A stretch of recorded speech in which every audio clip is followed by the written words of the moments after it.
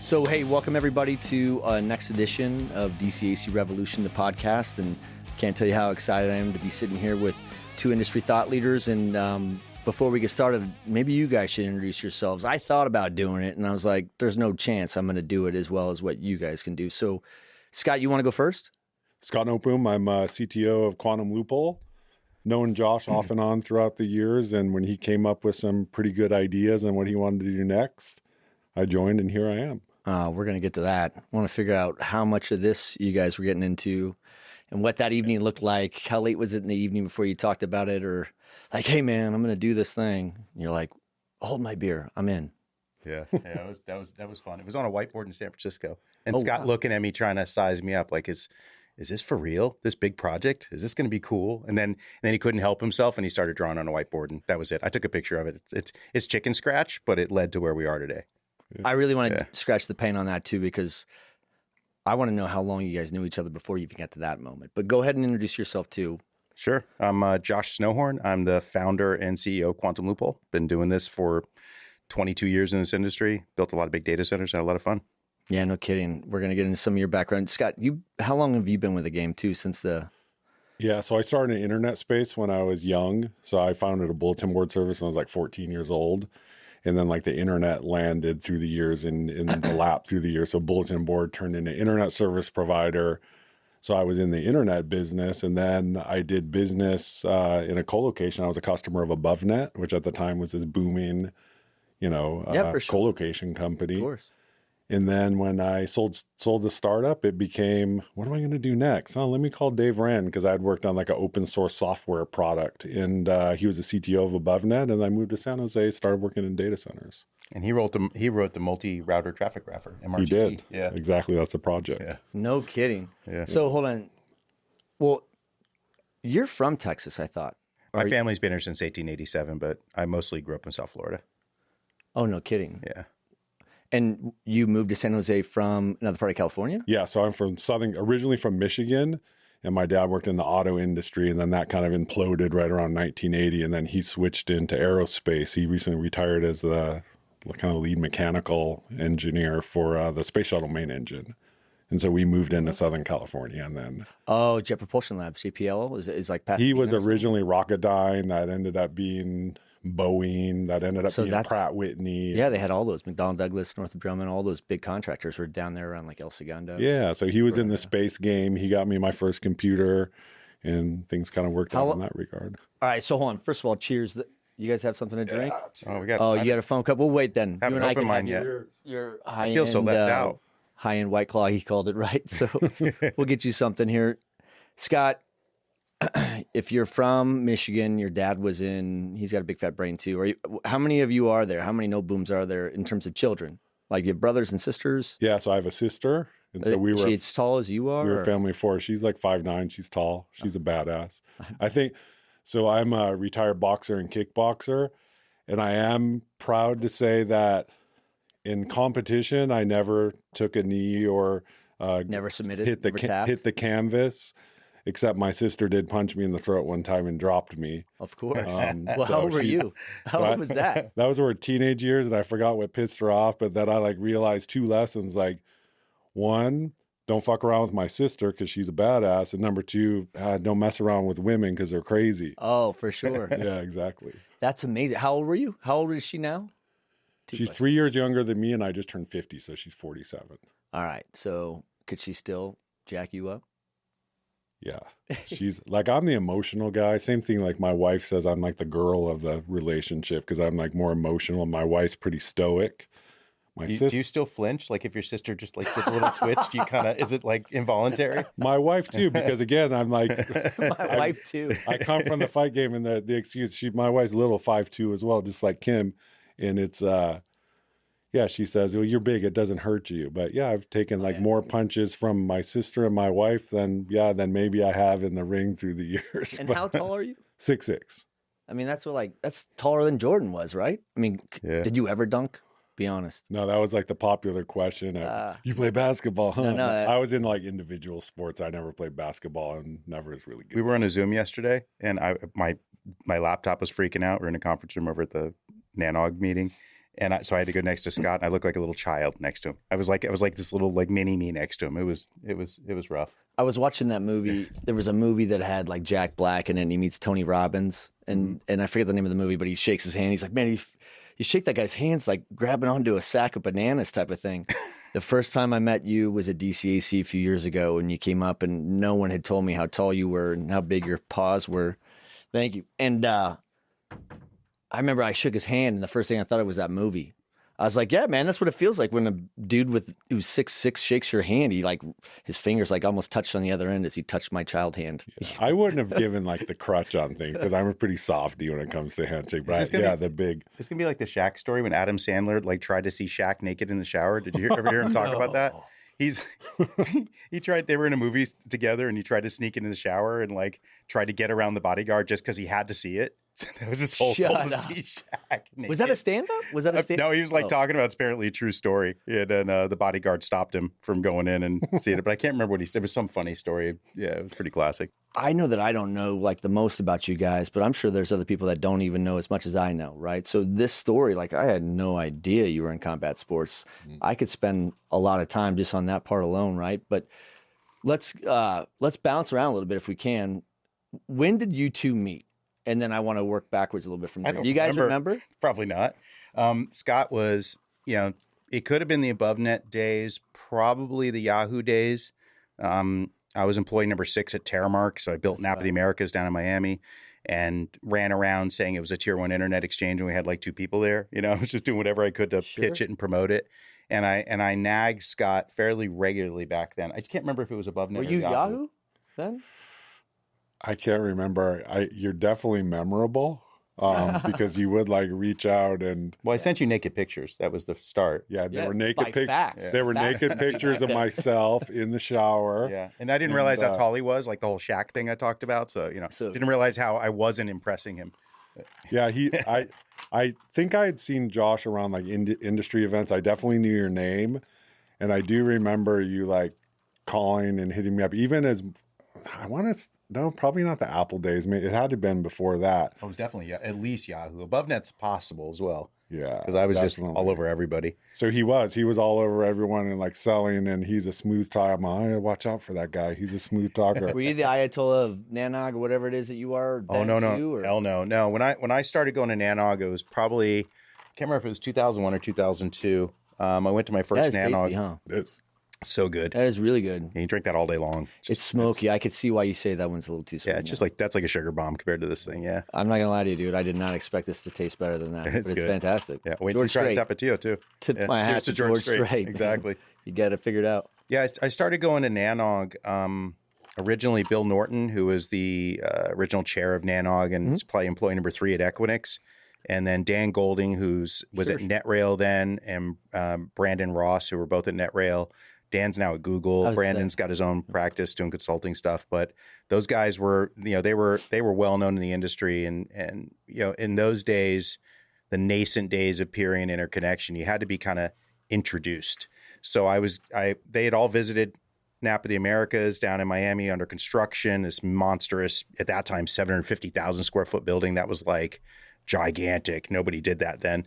So they were all blown away and big supporters and trying to help make this new nascent internet exchange a success. Do you know what time frame this was around? Because I know it seems like light years in our industry, but like 2 years is that might as well have been forever ago. 2 years. It was before the .com bust. So that was 2002. No, it was 2002. 2001, 2002 was that time frame.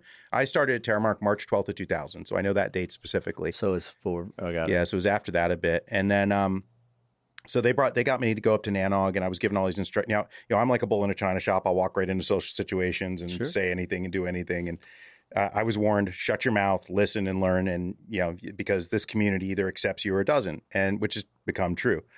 I've seen that over the years. So I get to Nanog, and Bill Norton walks me into the peering BOF, this birds of the feather they still do to this day. and Jay Adelson, who's the founder of Equinix and was with Equinix then, is up on a panel, and Bill says, "Come on, Josh, you're getting on the panel." And of course, me in full animated excitement start talking nonstop about Nap of the Americas and what we're building and the scale and everything else. But that was my first time. And Jay's on our advisory board for Quantum Loophole. He's a good friend.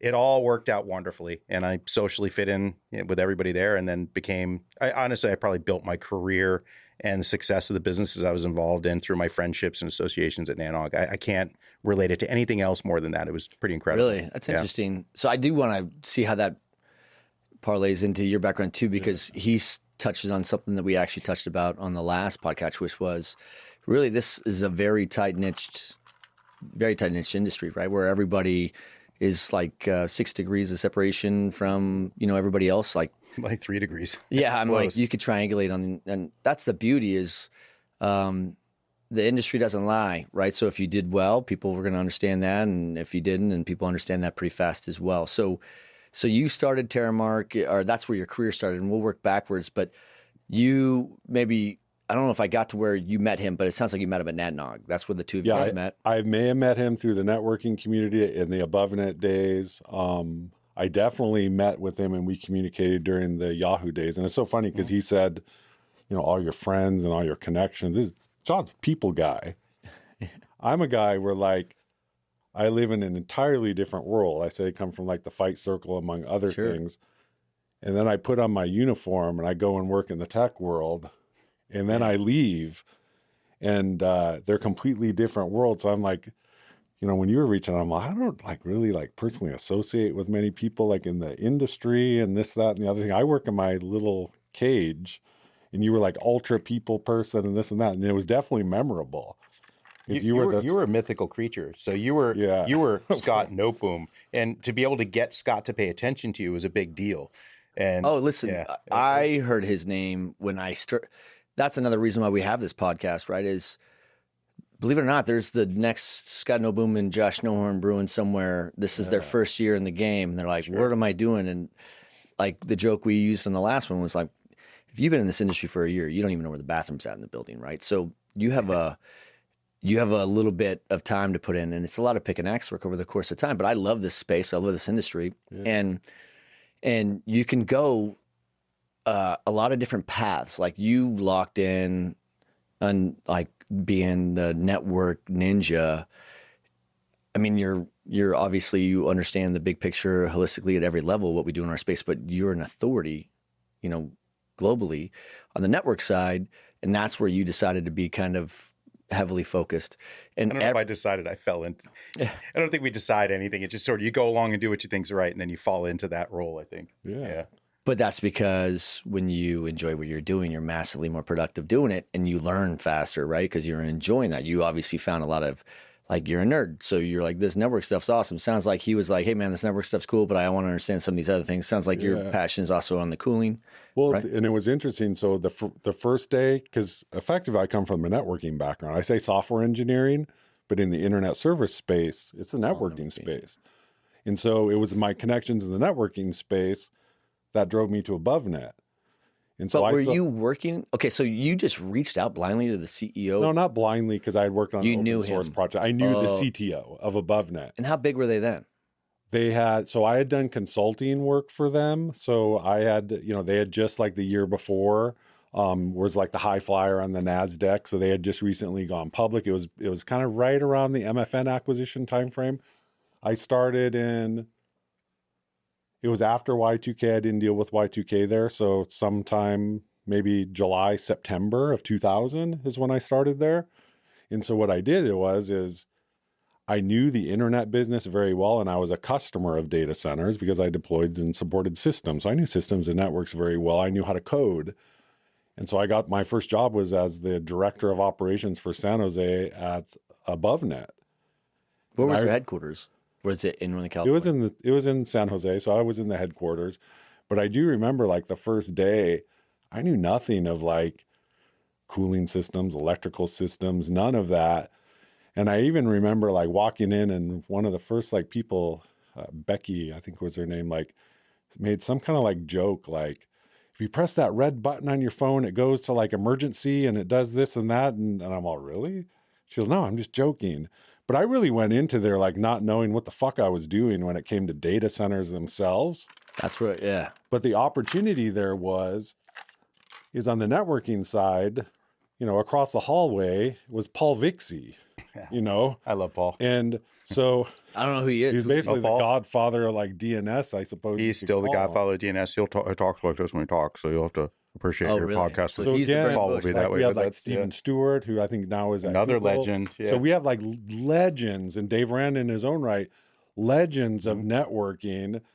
And so I like look at that and go, well, those guys I can like obviously learn a lot from. But then on this data center side of things, those guys didn't understand that stuff much either. Mm-hmm. So I looked at it as, well, that's my niche. I'm going to carve into this. And it's my job anyway. That I don't know why they hired me to do it. I had no experience, but that's where you start. I think we were all winging it back then. When you look at the industry, it's not, you had so at Terramark, I knew a little bit more about telecom than anybody else when I got hired. So I was the smartest guy in the room, but I didn't know shit.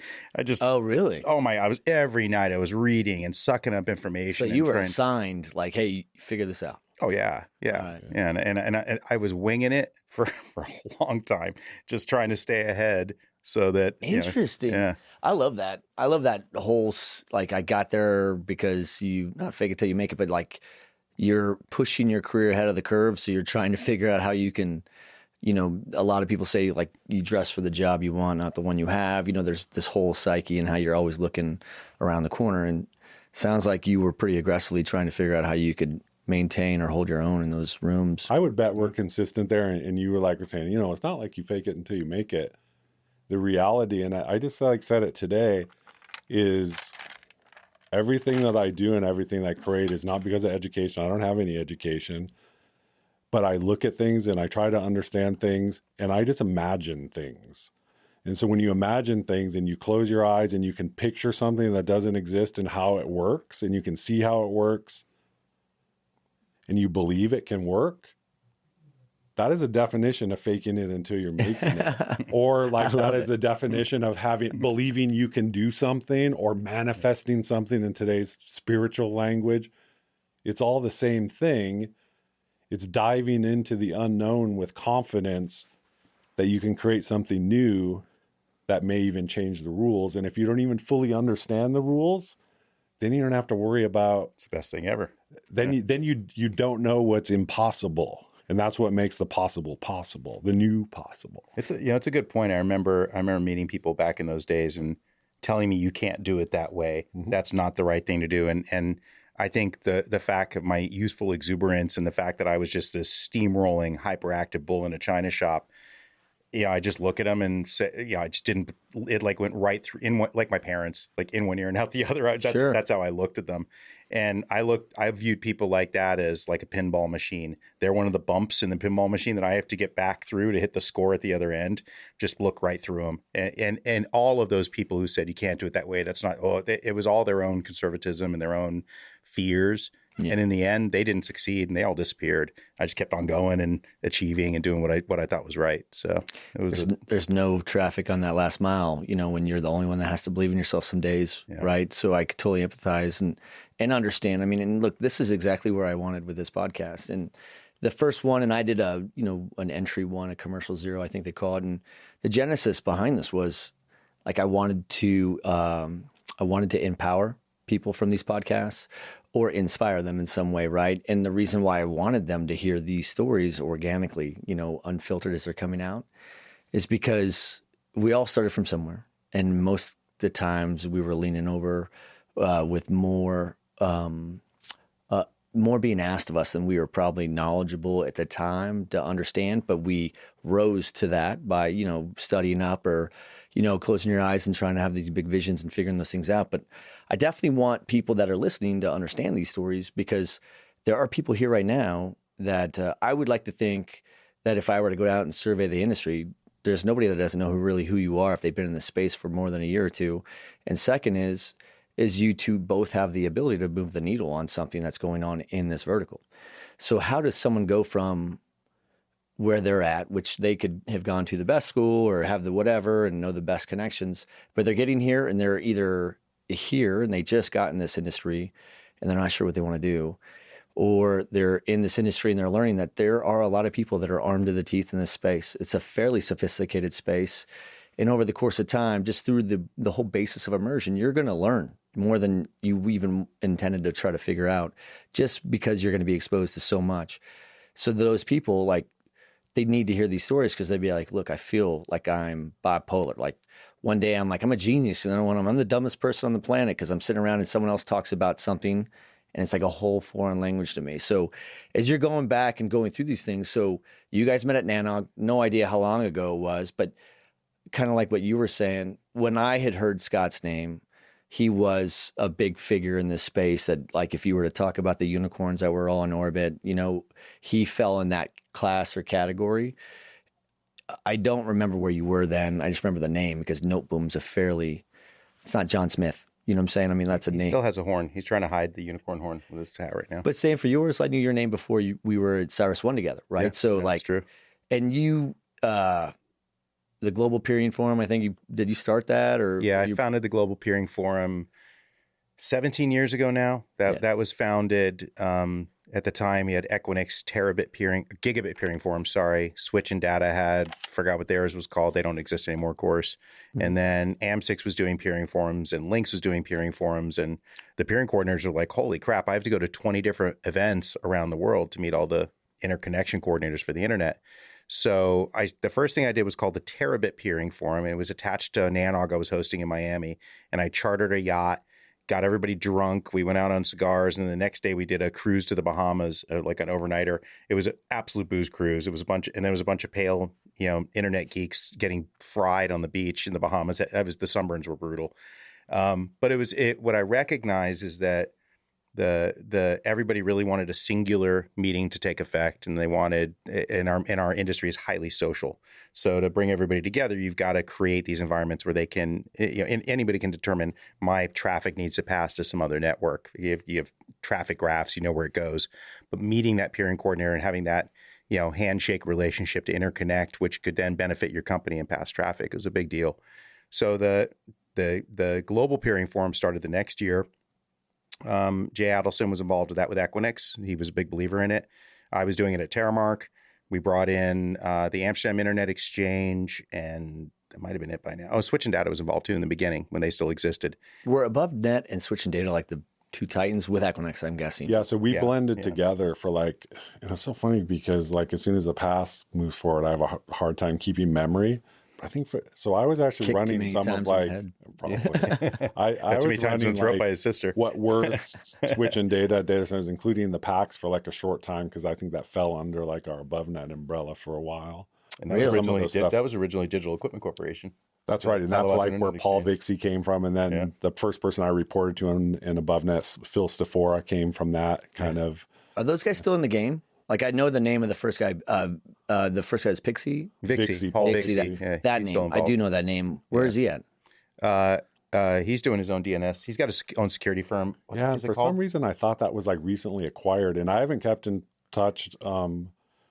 I think I saw that was recently acquired over the past month. Well, look, that's my here we are sitting down. We've met a few years ago, and I was lucky to hear you speak at DCAC a few years back, but. It's amazing, right? Because I've heard all these names, that other name you're talking about, which is a guy that started, it sounds like, in the early parts of your guys' career, right? And no, those were all early guys. Yeah. Farsight Security. And Vixie is in the Internet Hall of Fame and has his own wiki. I don't have a wiki. Damn it. I got to work on that. He's going to go home and create his own. I got to write my own wiki. I'm like, damn. Have someone else create it for you. I can help. There's this thing though. I remember there was this explosion of people that came out of you and Kevin Timmons and Casey. I forget all the names that poured out of the Pacific Northwest. Yeah, Tom Furlong, who ended up going over to Facebook. Awesome guy. I mean, I remember when I met him, that was a very unassuming person to meet. He was just one of the nicest guys, and not what I expected to meet. Not because I expected him to be a tyrant, but simply because he's a guy of significant influence in this space, and I've met people that have a fraction of his influence in this space, and they are tyrants. Douchebags don't. The thing about douchebags, they don't live long in this industry, and if they do, they're tolerated at arm's length. I would never name names. There's a couple people I don't appreciate. Who? like certain people I don't appreciate. But it's funny, they always get their due, and it always comes, yeah, I'll live them always, But those people, this industry, look, if Scott was an asshole to me way back in the early 2000s, and when I went to go form Quantum Loophole, and Sylvia Kang, who works for us doing site selection, she's awesome. Yeah, she's great. And Sylvia's like, you got to call Scott. Scott's the guy. And I'm like, Scott's not going to pay attention to us. You got to call Scott. Yeah. And it got Scott, and I think I suckered him into joining us then. He couldn't help himself. Was it a suckering? This is what I was going to talk about. Yeah. I mean, was it one roofie or two, or how do you? Oh, he's still on roofies. It's just continuous. He doesn't even know what's hitting him. He's just dazed. He's like, hey, let me call his sister real quick. She's got to come up. Yeah. I actually have we have holograms of his sister. You watch him flinch all the time. It's training him. I will say that, and I love this, and I've gone through the startup thing. The first thing I ever did was a startup. When you see someone who, so it goes back to the question. To succeed in this industry, you either begin polished or maybe you don't. I was unpolished. But if you have a couple things, you have a belief in yourself, or you have a chip on your shoulder. There you go. Which is probably more like of what I had. I had things to prove for some reasons. Sure. You are not afraid of things and not afraid to break rules. And perhaps that same chip on the shoulder gives you an unrelenting drive to succeed, and maybe you're a little bit smart.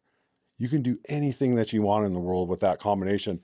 And much of those attributes can also come from dysfunction, which can be a huge driver. It goes into people's past and everything. So I have to say, and I'm always, I'm so stoked to be a sucker. When I saw you, you were so excited about doing something different in building something new, which is way different than when you approached me before, where you just worked in a company and are trying to pitch me on something. Mm-hmm. I couldn't say no. Yeah. When you see that fire in someone's eyes, and they have that drive and they want to change the world, and they're stoked. And even if some of the ideas are freaking crazy, it's easy to go, oh, I want to help that person. It's the same thing, young people in the startup space. I love any person in the startup space reaches out to me and wants help, I'm going to say yes, even if I think their idea is completely crazy, which I just talked to a guy not that long ago who I felt qualified in that area, because it's so inspiring.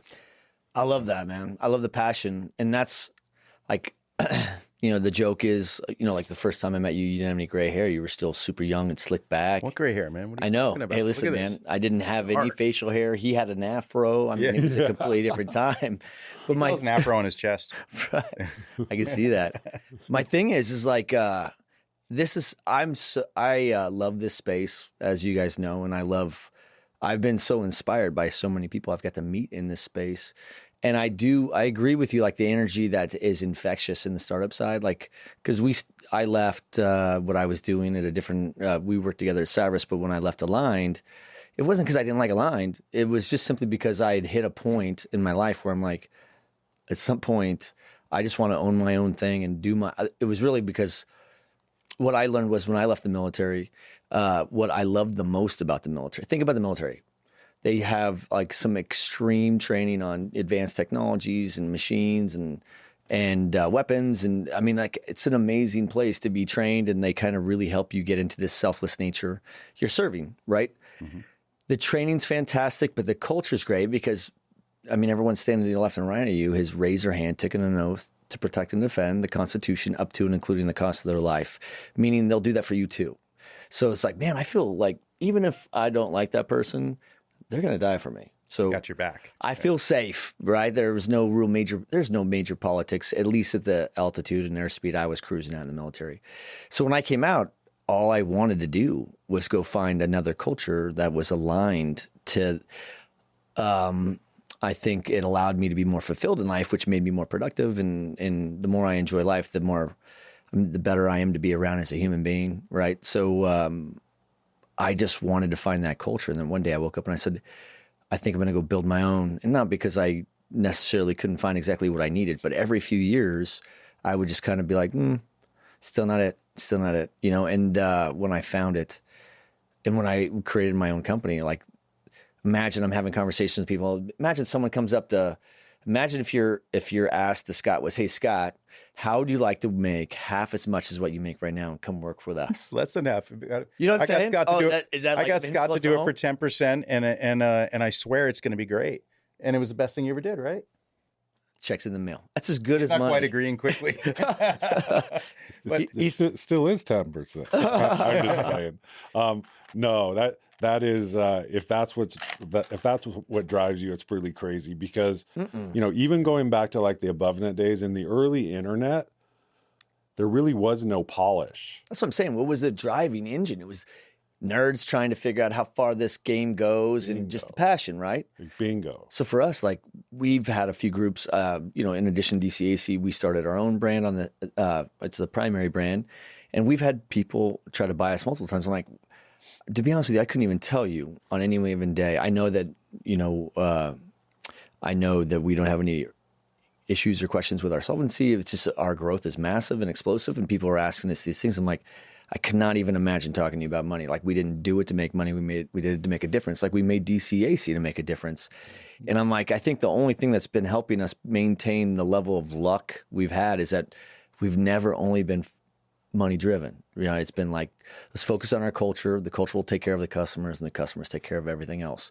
So for us, that passion, that's why, I love this space, but I didn't find the culture I wanted to fit back into. So I dovetailed back into this model where I'm like, I'll just create one of my own. And then let's see if we could create an orbit around it of people that love what they do. Mm-hmm.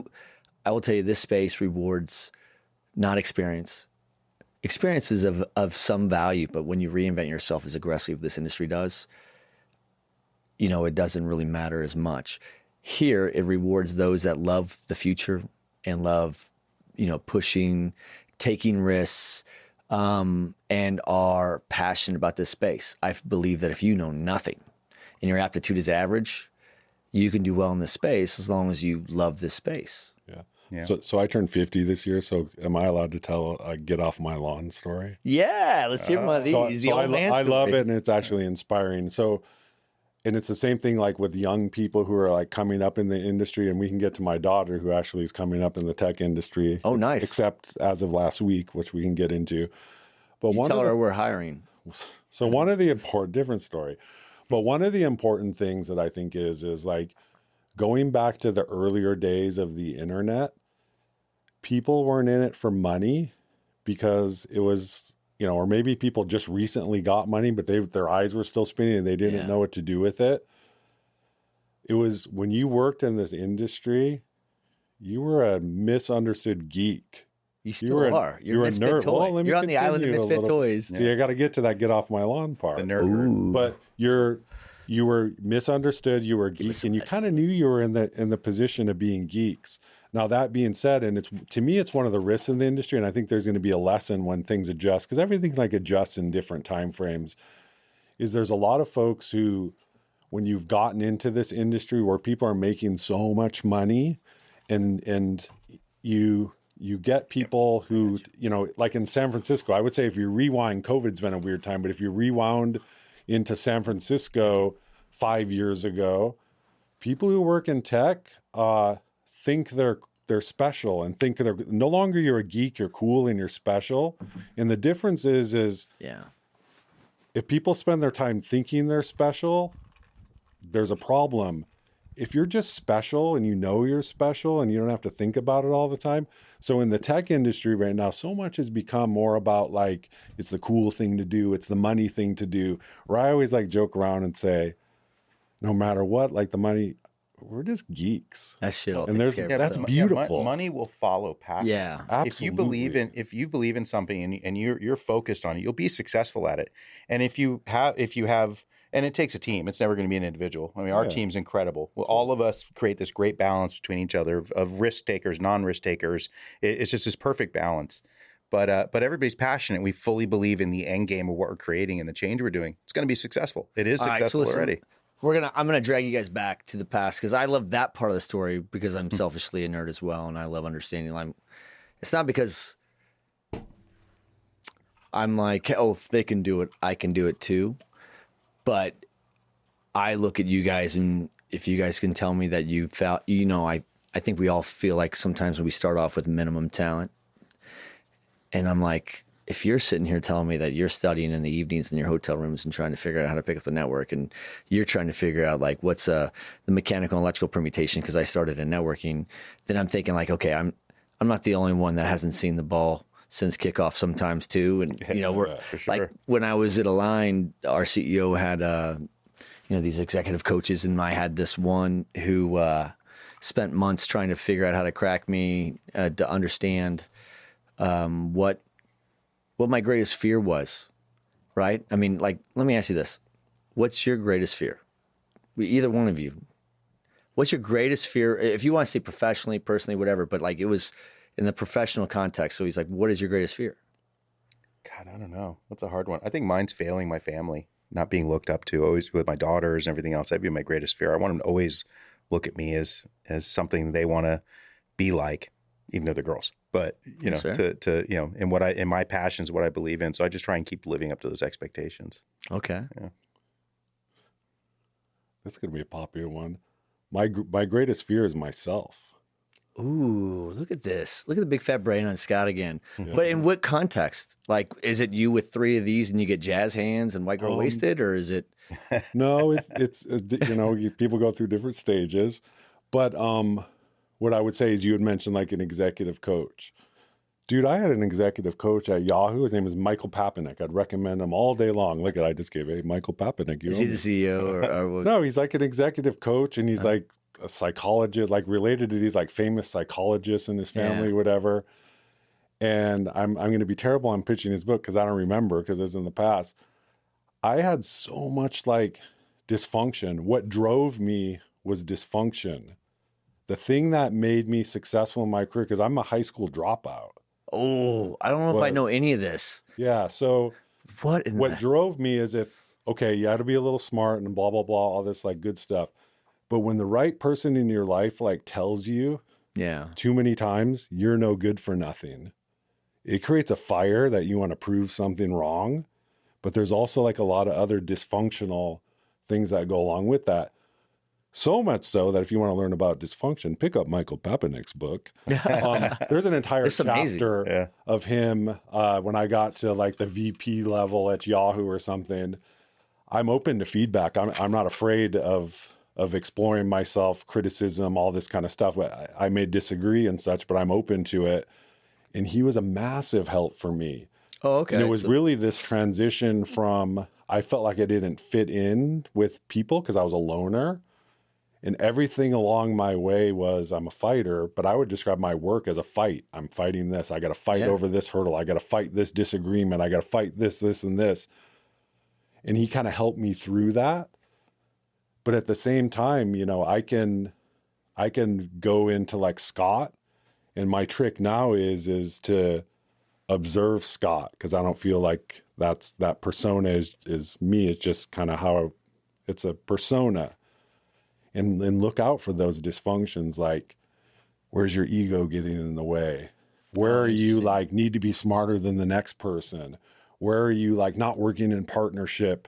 And I have to constantly manage that monster who's very capable of going back to an earlier version of himself. So the same thing that makes you and gives you a gift is the same thing that will destroy you.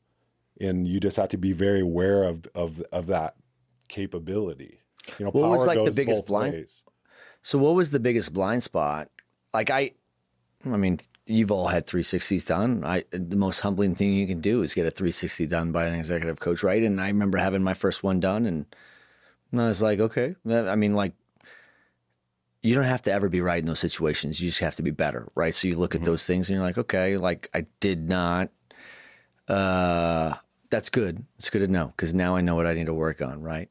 And to this day, like, I would be frightened to death if someone did a 360 at the current job I'm at, because they're like, well, the guy is crazy and he's an alcoholic. I mean, like, who knows what they would say? Yeah, but the 360s are meant to take this narrow path formula of how things should be, and they have a really hard time with entrepreneurial outside thinkers. It's really difficult for those situations because it's ballistic. Yeah, it is. Every time I used to get those things when I had people working for me at Terramark or Cyrus One, I was like, because for me, it's the passion that person has. I know what they're doing and why they're successful, and I believe.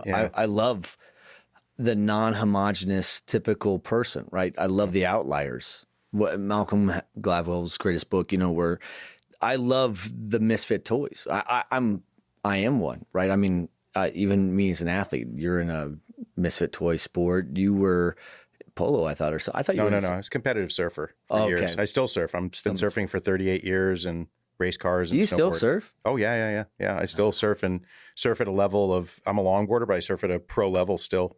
So I've always had that. I gotta skill. see some cool pictures. You probably have some awesome pictures. But like, so going back to this whole thing, like, I had no idea that high school dropout and now you're HMFIC at Yahoo and stuff. But that whole chip on the shoulder, that whole grit thing, I'm a big believer in that stuff. But I'm also like a big believer that, like, there's a lot of different ways you could have went with that. I mean, pressure makes diamonds or splat marks, they say, right? So, you get into this thing and now you're growing and you're doing it to show people, like, fuck you. If you tell me I'm not good enough, let me tell you how good I can be.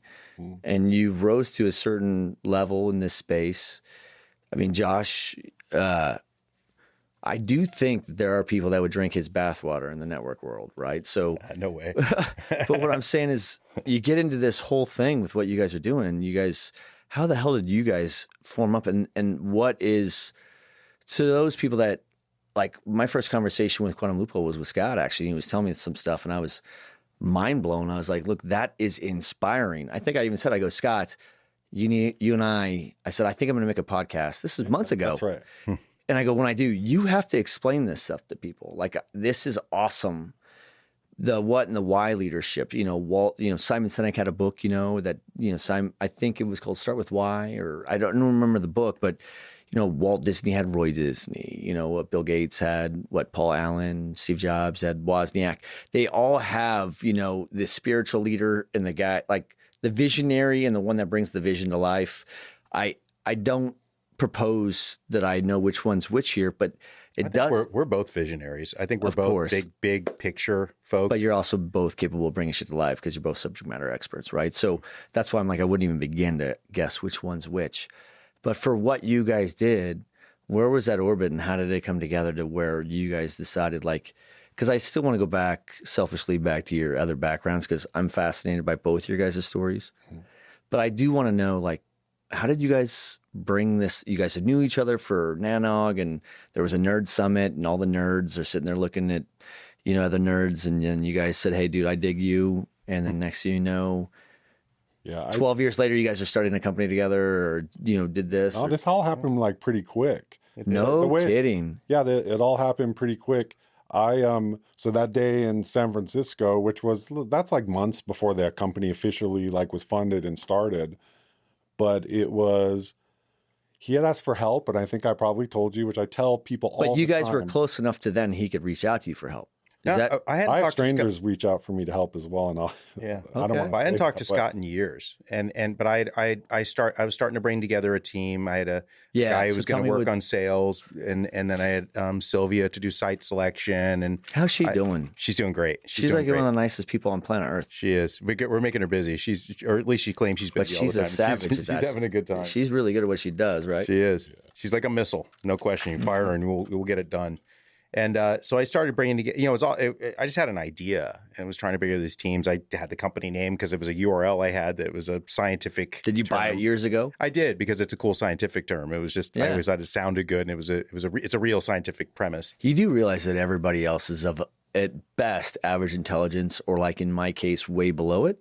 So when we look at that, we're like, what the hell does that even mean? Quantum loophole? I can tell you what it means scientifically. So Einstein and Bohr came up with the theory of quantum entanglement in the early 1900s, and scientists spent years trying to prove that existed. How do you prove that, two photons or two elements can be entangled no matter how far away they are?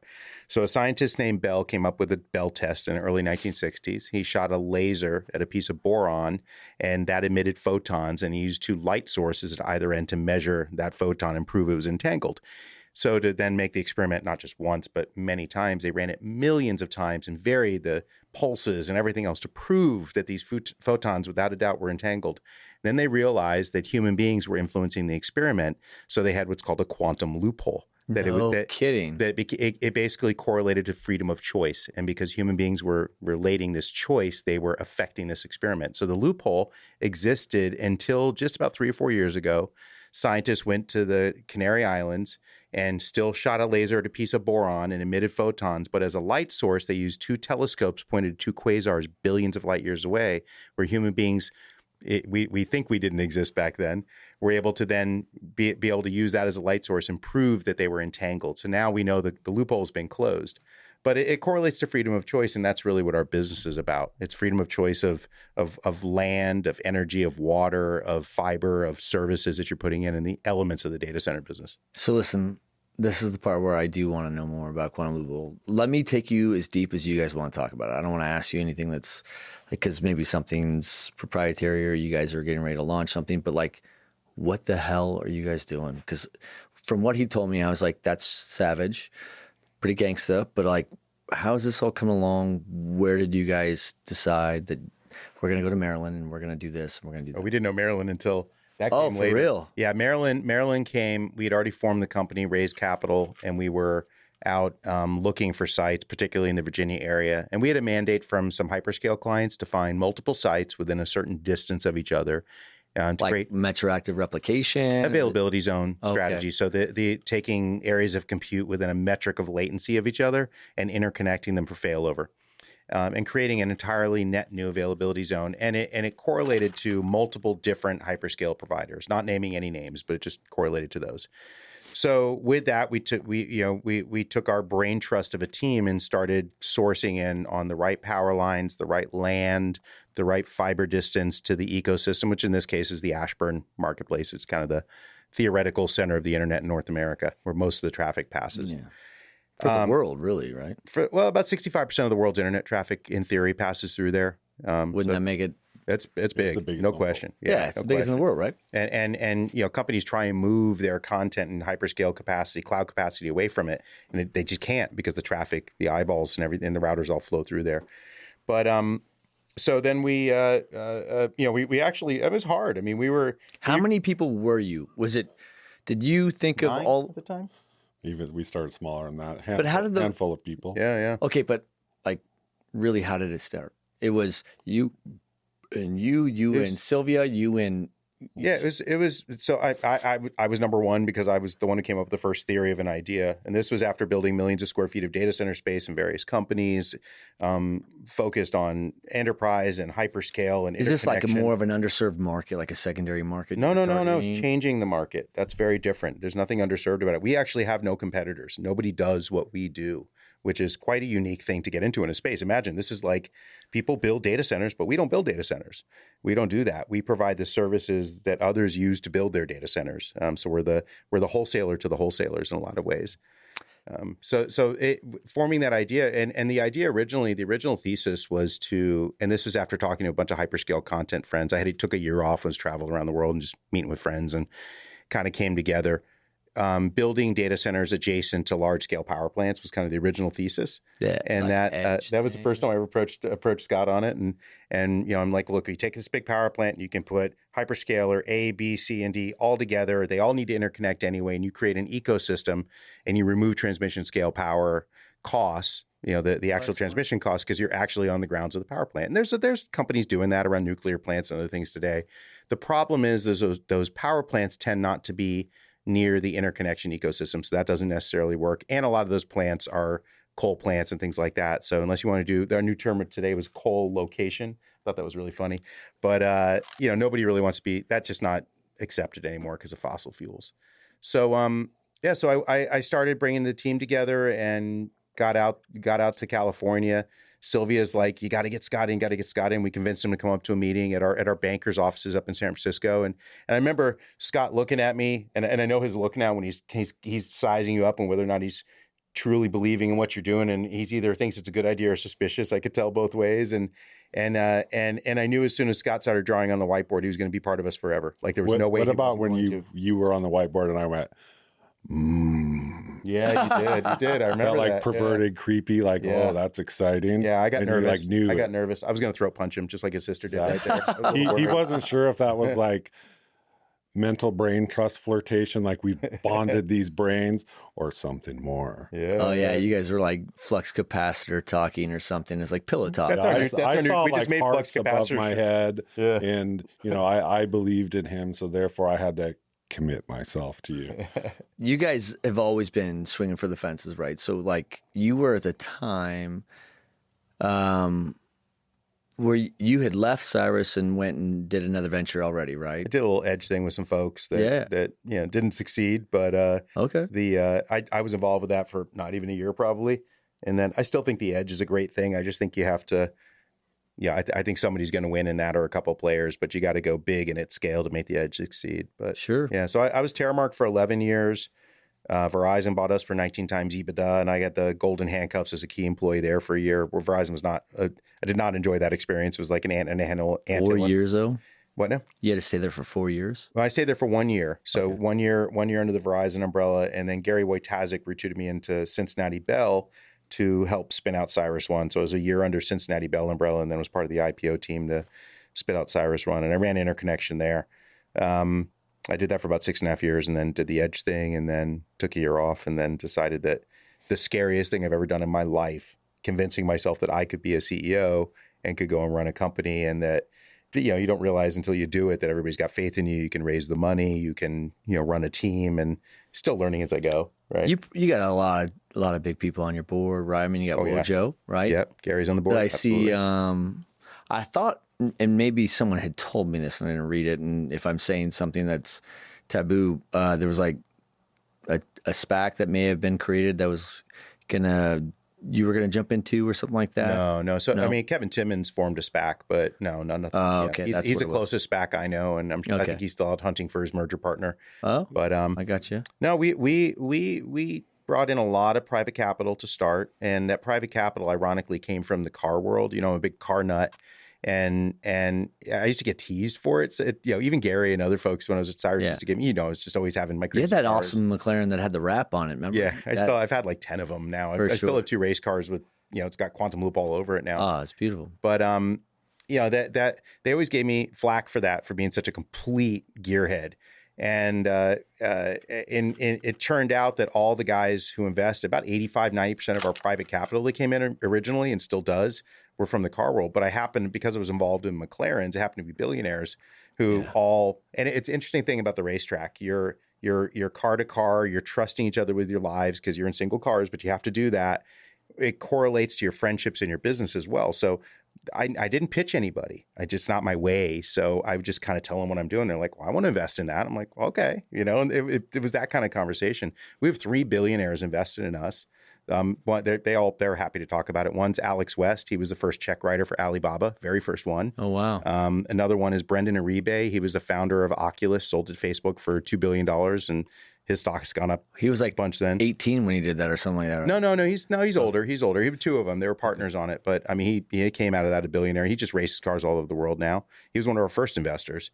And then Mark Rain, who's the founder of Epic Games. Wow. He's, and again, all car world stuff. And so on and so on and so on down the line as you go along. These great guys who had trust in us and came out of that. So it was really interesting as we went out and raised all our money and did everything, and then brought in different capital partners and things like that. But the biggest one was TPG. We did that deal in June, and they became investors and partners with us on the land and everything that we put in place. So where is, like, tell the people that are listening, I know you guys are doing some pretty big things. I know that because I've spoken with you, but like, I don't know how much people know. I don't know what you guys have let out about what you guys are doing, but like, walk these people through some of the things that you guys are doing. So the simple thing that I felt, number one, I think Josh and I are very similar, but in a way, us working together enables us to complement each other. So if I was described as both as elements, we're air-based elements. But when I work with Josh, he grounds me. And then I think my job with Josh is to enable him to think big. And he does. So that motivation of doing something different really was, history of the internet goes back into Northern Virginia. And I started working in Northern Virginia related to the internet space in the mid 1990s. And when I look at the past, 25 years, whatever it is, Northern Virginia now, which is the largest point on the internet, has been about reactive growth. 1995, how do I get by to 2000, to 2005, to 2010? It's been a reactive plan of growth. And right now, when you look at Northern Virginia, there's limited everything, and everything is restrained. And it's hard to, just like it was in the year 2000 to explain 2005, to explain beyond the next 5 years there. And so we took the opportunity to, what if we were to start from scratch and do everything different? Different, but similar enough in that it's only 20 miles from Northern Virginia. And instead of a reactive plan data center industry, what if we create a master plan data center community that answers the question of how do we solve these core problems related to infrastructure, not for the next 5 years, reactive, but in a master plan way. Network, electricity, water, sewer, roadways, everything related to that master plan. And can you package that in a product that answers how to solve the next 25 years of the growth in the largest internet product or market on the planet? And man, that's what we did. What's really crazy is towards the end of the year, we just kind of received approval working kind of with the government there in the region. And we've developed the roadmap and we've cleared the way. Then we can demonstrate growth to greater than a gigawatt of electricity. That's over half of the Northern Virginia market altogether. All the water, sewer, square footage, land, network capacity that solves the challenges of the internet over the next 25 years, which took 25 years to get to in Northern Virginia. And we did it in less than a year. So, pretty cool. Come on. It is. Dude, so that's kind of savage. And that's why I want to talk about it. Because so to those people, and there's people that are going to be listening to this that they don't know where they sit in the industry. They know they're in the ecosystem at some point, but they don't understand what they're at relative to like, we could start with capital, right? Someone invests into a business model and then everything has ripple effect downstream of that, right? And then sometimes, some people, they're so new in the space, they don't understand where they fit or where they sit or how they're impacted by the byproduct of a different decision. So for those people that are listening, I would say like imagine Virginia started as a meatball and then we just kept slapping meatballs around it. Yeah. And now it's so many snowflakes all wrapped around itself. It's swollen. And it's really, people have to go to Manassas and people are going to go downstream of that. And you guys have said, time out, let's go north and let's master plan something or let's future-proof something to the best of the ability that we can think of that would allow us to, instead of doing all these meatballs, we're going to get it ready for day one, minute one for that same volume. Is that about right? It is. I don't want to trivialize it, but that's what it is. It really is, yeah. You took all of that and said, instead of taking what you've mastered over 25 years, we're just going to go build for that for the next 25 years. But then, because what's the risk in that? Like you have everything. Everything. When you do but something, it's awesome. You do something totally different. It's like that. We had met with. This is just around the time Scott had decided to join up with us. I had gone with our banker and one other gentleman in the company, and we went up and met with a bunch of hyperscalers up in the Pacific Northwest. And one of them said that the Loudoun County area is one giant shit show of an unplanned master community, master plan community. Patches on top of patches. It's a mess. And they had never thought of some of the innovations that we were already discussing about scale, about moving away from generators. They call it their warm blanket. When generators are the warm blanket, you can't ever get rid of those. And those are engineers since the 19 Ma Bell and IBM days who focus on that. So, but look, in the end, and I'm really going to attribute this, I'm never going to say it's total skill. We got lucky in getting this first site, which has now framed what we're really going to become as a company going forward. The legislation was passed in Maryland that provided tax incentives. It's always kind of the first key for your total cost of ownership. We found out about it a month later. This is July of 2020. We were out looking all over Virginia, like you're supposed to do for big, giant scale sites. We were looking at places where we're like, God, we have to blow the whole top of the mountain off to make it flat. And it was topo, some of those agreements. It was crazy. And And then all of a sudden, we just discounted Maryland because of the tax issues. We didn't find out until a month later, and we're like, holy crap, we're too late. We contacted economic development people. We're contacting everybody. And we had mapped and gone through power lines and fiber and had looked at this, but had discounted it. So the site we picked up was a former Alcoa aluminum smelter. It's 2,164 acres with 1,500 acres of industrial entitlement to be able to develop buildings. I mean, 20 miles away from Equinix Ashburn, the center of where people patch and interconnect. If it's industrial, do you need permits to do certain things there? You have to do a permit. But I mean, like, it's a broad permit. Yeah. It's not like industrial is as broad as you can get. Yeah. I mean, if you were not that we're ever doing something that's like why it's this. entitled, you're saying. Yeah. Because the bars. Yeah. So it already had that zoning on hand. Not that we'd ever do this, but it's the zoning that's so broad that if you were go through all the approvals to put a nuclear plant in, you could do it. That's how broad general. So to those that aren't listening, the value of that is speed.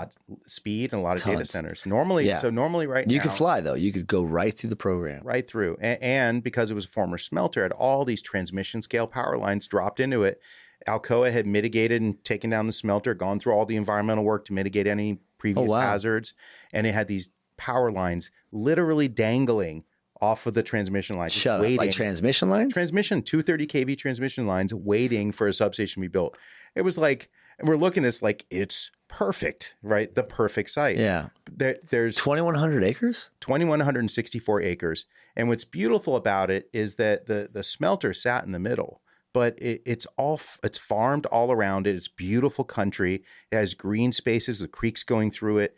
What's cool about what we've done in the community that we've created, it's not like going to some industrial park where every little inch is going to be built. There's green spaces and creeks and a park-like setting. We have a historic manor that belonged to Carroll, who was the last living signer of the Declaration of Independence. That manor house sits in the middle of the property. Get out. Oh, that's pretty cool. It's super cool. So when you're a hyperscaler and you take a couple hundred acres, all your green space requirements have been achieved by the park-like setting that's part of the entire community. You get to build everything you want to build on that parcel that you're acquiring, and you get the benefit of your employees not just being in some industrial cave, but being able to go out and ride a bike around a park, use the manor house as a community center. It's really creates. Yeah, that's pretty cool. It's a good environment. So talk to me. Where's this at? I know it's Maryland, but like, would I fly into Baltimore? Would I fly into all three? Reagan, Baltimore, or IAD are really close to each other. Less than an hour. It's 20 miles as the crow flies north of Equinix Ashburn. Yeah, so I fly in all the time to Dulles, and it's 25 minutes. So what is what's the plan? So you're going to, you're master planning the whole thing and getting it through the place is 3.5 square miles. So it is literally master planning something that's the scale of an entire town. It's pretty incredible. So when it's done though, who are you guys? Who is the customer for Quantum Loophole? Is it like is Digital buying your land or CyrusOne, or is it won't ever name names, but is it a wholesale co-location provider? Is it a cloud? Okay. All the above. It's government, it's enterprise, wholesale cloud provider, it's multi-tenant providers. We're a wholesaler to the wholesalers. We sell land, energy, water, and fiber conduit. That's it. But so let's talk about it. Is it like sell it and they will come? Or, I mean, you guys where are you at?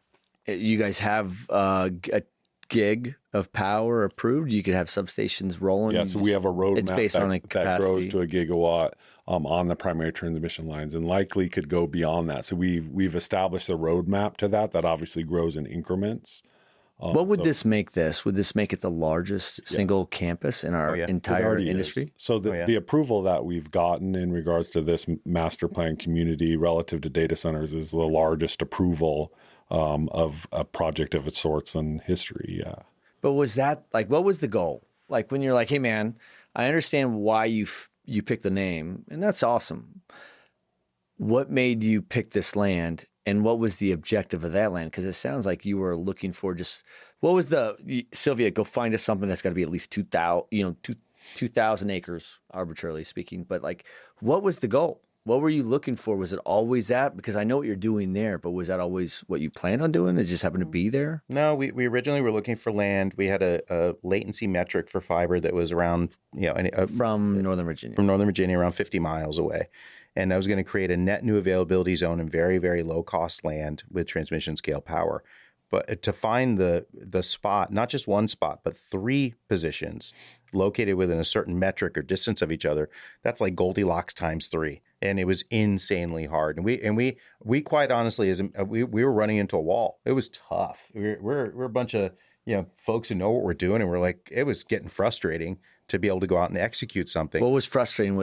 This is like a public-private partnership or whatever? I mean, like, we were purely private at the time. We hadn't raised any money from any private equity fund, just a lot of private investors who believed in the team. Knowing we had the ability, the markets were interested, the banks were interested, the PE firms, infra funds were all interested in investing in us, but we had to have a piece of dirt or product to be able to execute that. You know what I love about Josh is he's used the word, and he knows how to trigger me. He used the word luck.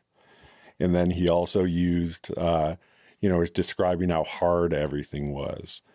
And I'll take a commercial break here and describe a couple things, because it's the same thing. Like, if there's young people who are coming up in the industry and they want to know how to either repeat the same mistakes or repeat the same success, both of them are good. Just keep your ratio balanced.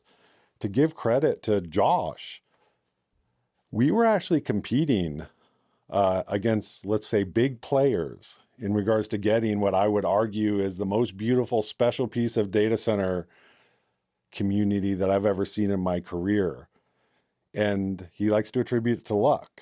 And what I would describe to you is, if you were competing against me at Apple, what I would have to do is I would have to come and see the property. I'd have to build a business case. I'd have to get this guy involved and get him excited, and this guy involved, and Peter Oppenheimer is the CFO involved, and it's going to go to Tim Cook because it would equate to what would end up being a huge investment because it's bigger than land. And we would go through that process, and we would brag about how smooth and efficient we are in doing that, and it take some time. What we did, what the definition of luck is when you create a startup and you go look at a piece of land. I don't know if we can say it or whatever. You can go find a public, let's call it $100 million.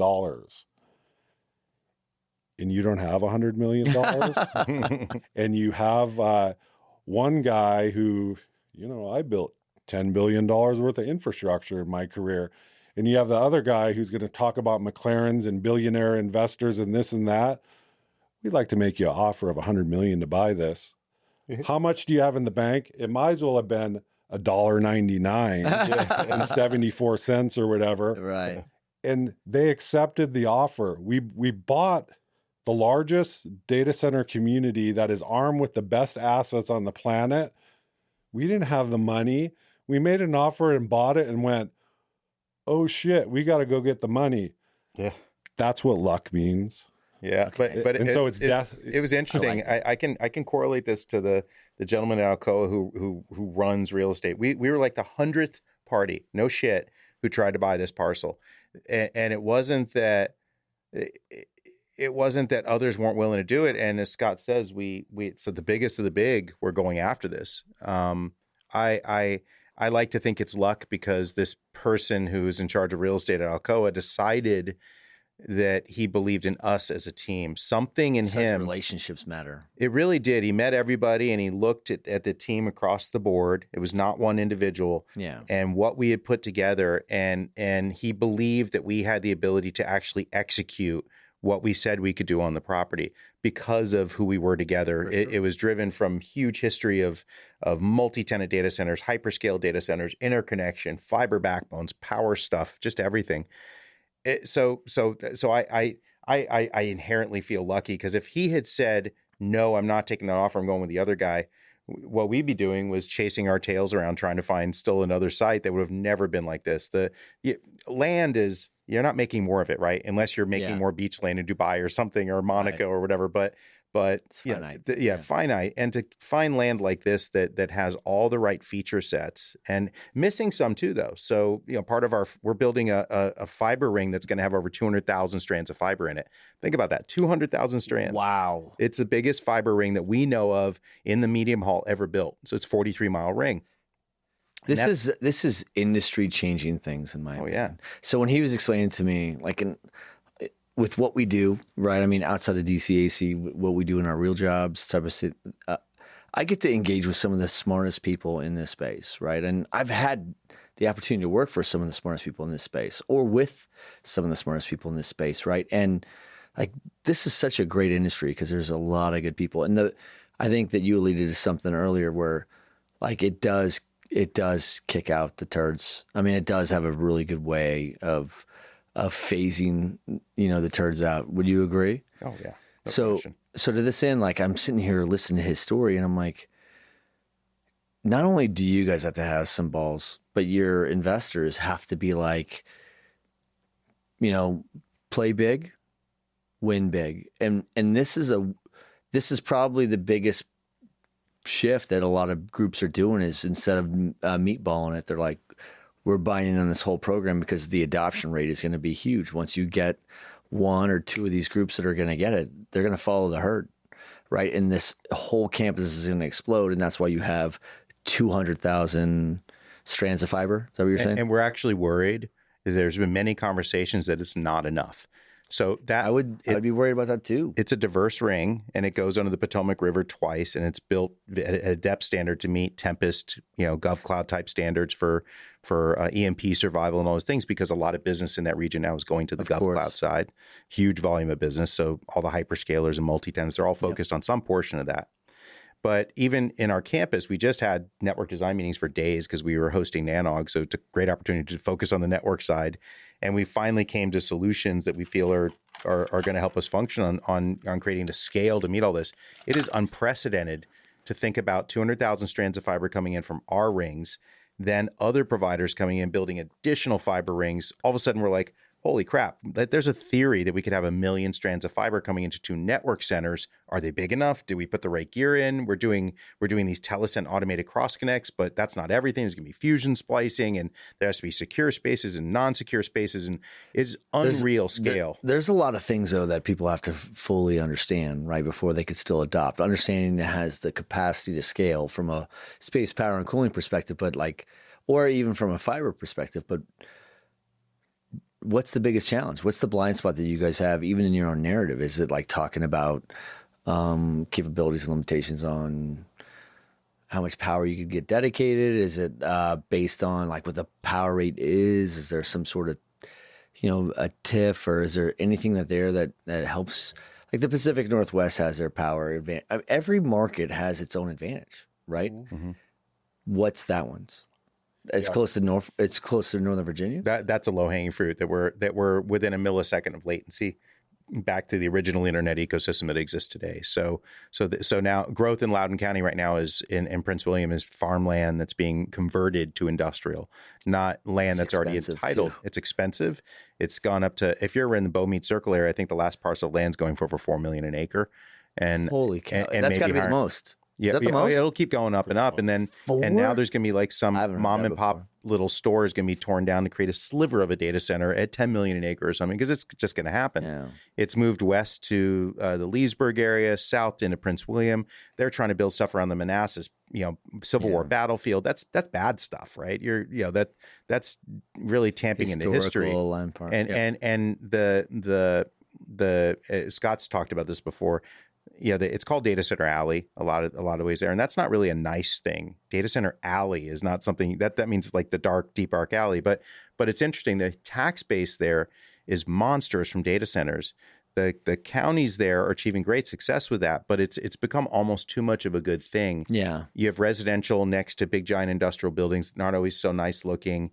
Lots of diesel generators that firing up and testing. And you get a lot of. I built data centers out there, right? Yeah. I built data centers in Ashburn, Sterling, all that stuff, and it's almost like twice a week we were getting phone calls from somebody that lived in that community that was mad because if we weren't running our engines during testing or IST, then it was someone getting mad because I had a backhoe running at 7:58 versus 8 a.m. And it was just like this constant.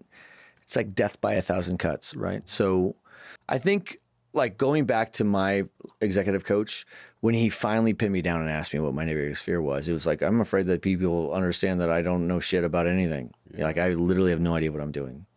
Like Why am I sitting in this room? Yes, I've been in this space for 12 years. I just understand what PDU stands for.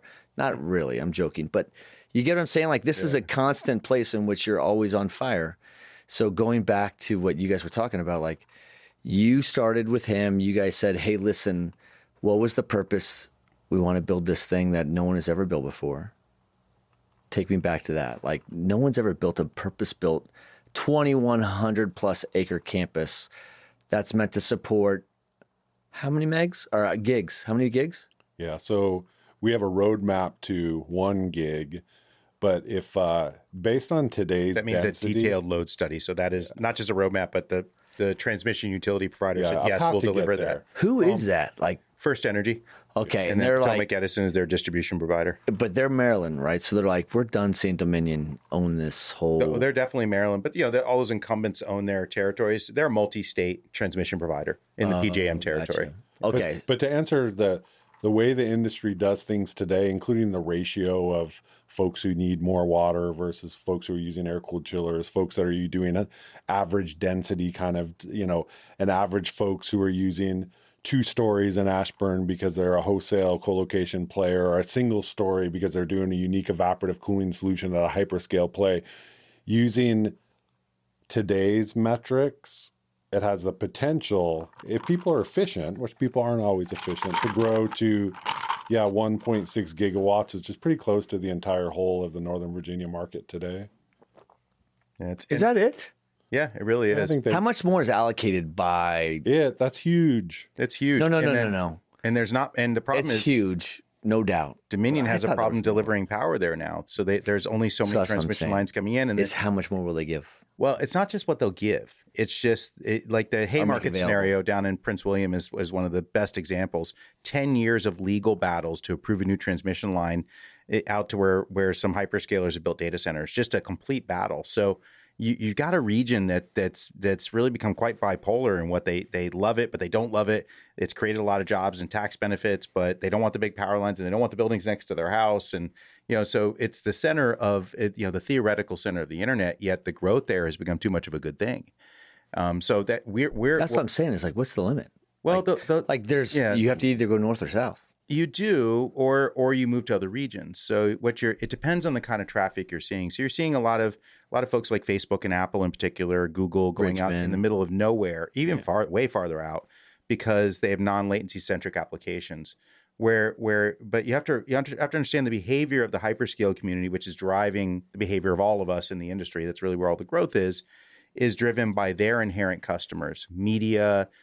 Content being delivered, things like that has ultra low latency, gaming, things like that. Their inherent customers are what are driving their behavior, and that's all attachment to the networks and the routers and where the fiber sits. Following the fiber maps around the country, it looks like a map of airline routes, right? Going to these hubs and spokes in Dallas, Northern Virginia, Chicago, Miami, Atlanta, New York, Seattle, Silicon Valley, and Los Angeles. Well, that's it. Those are the airports of the internet. So.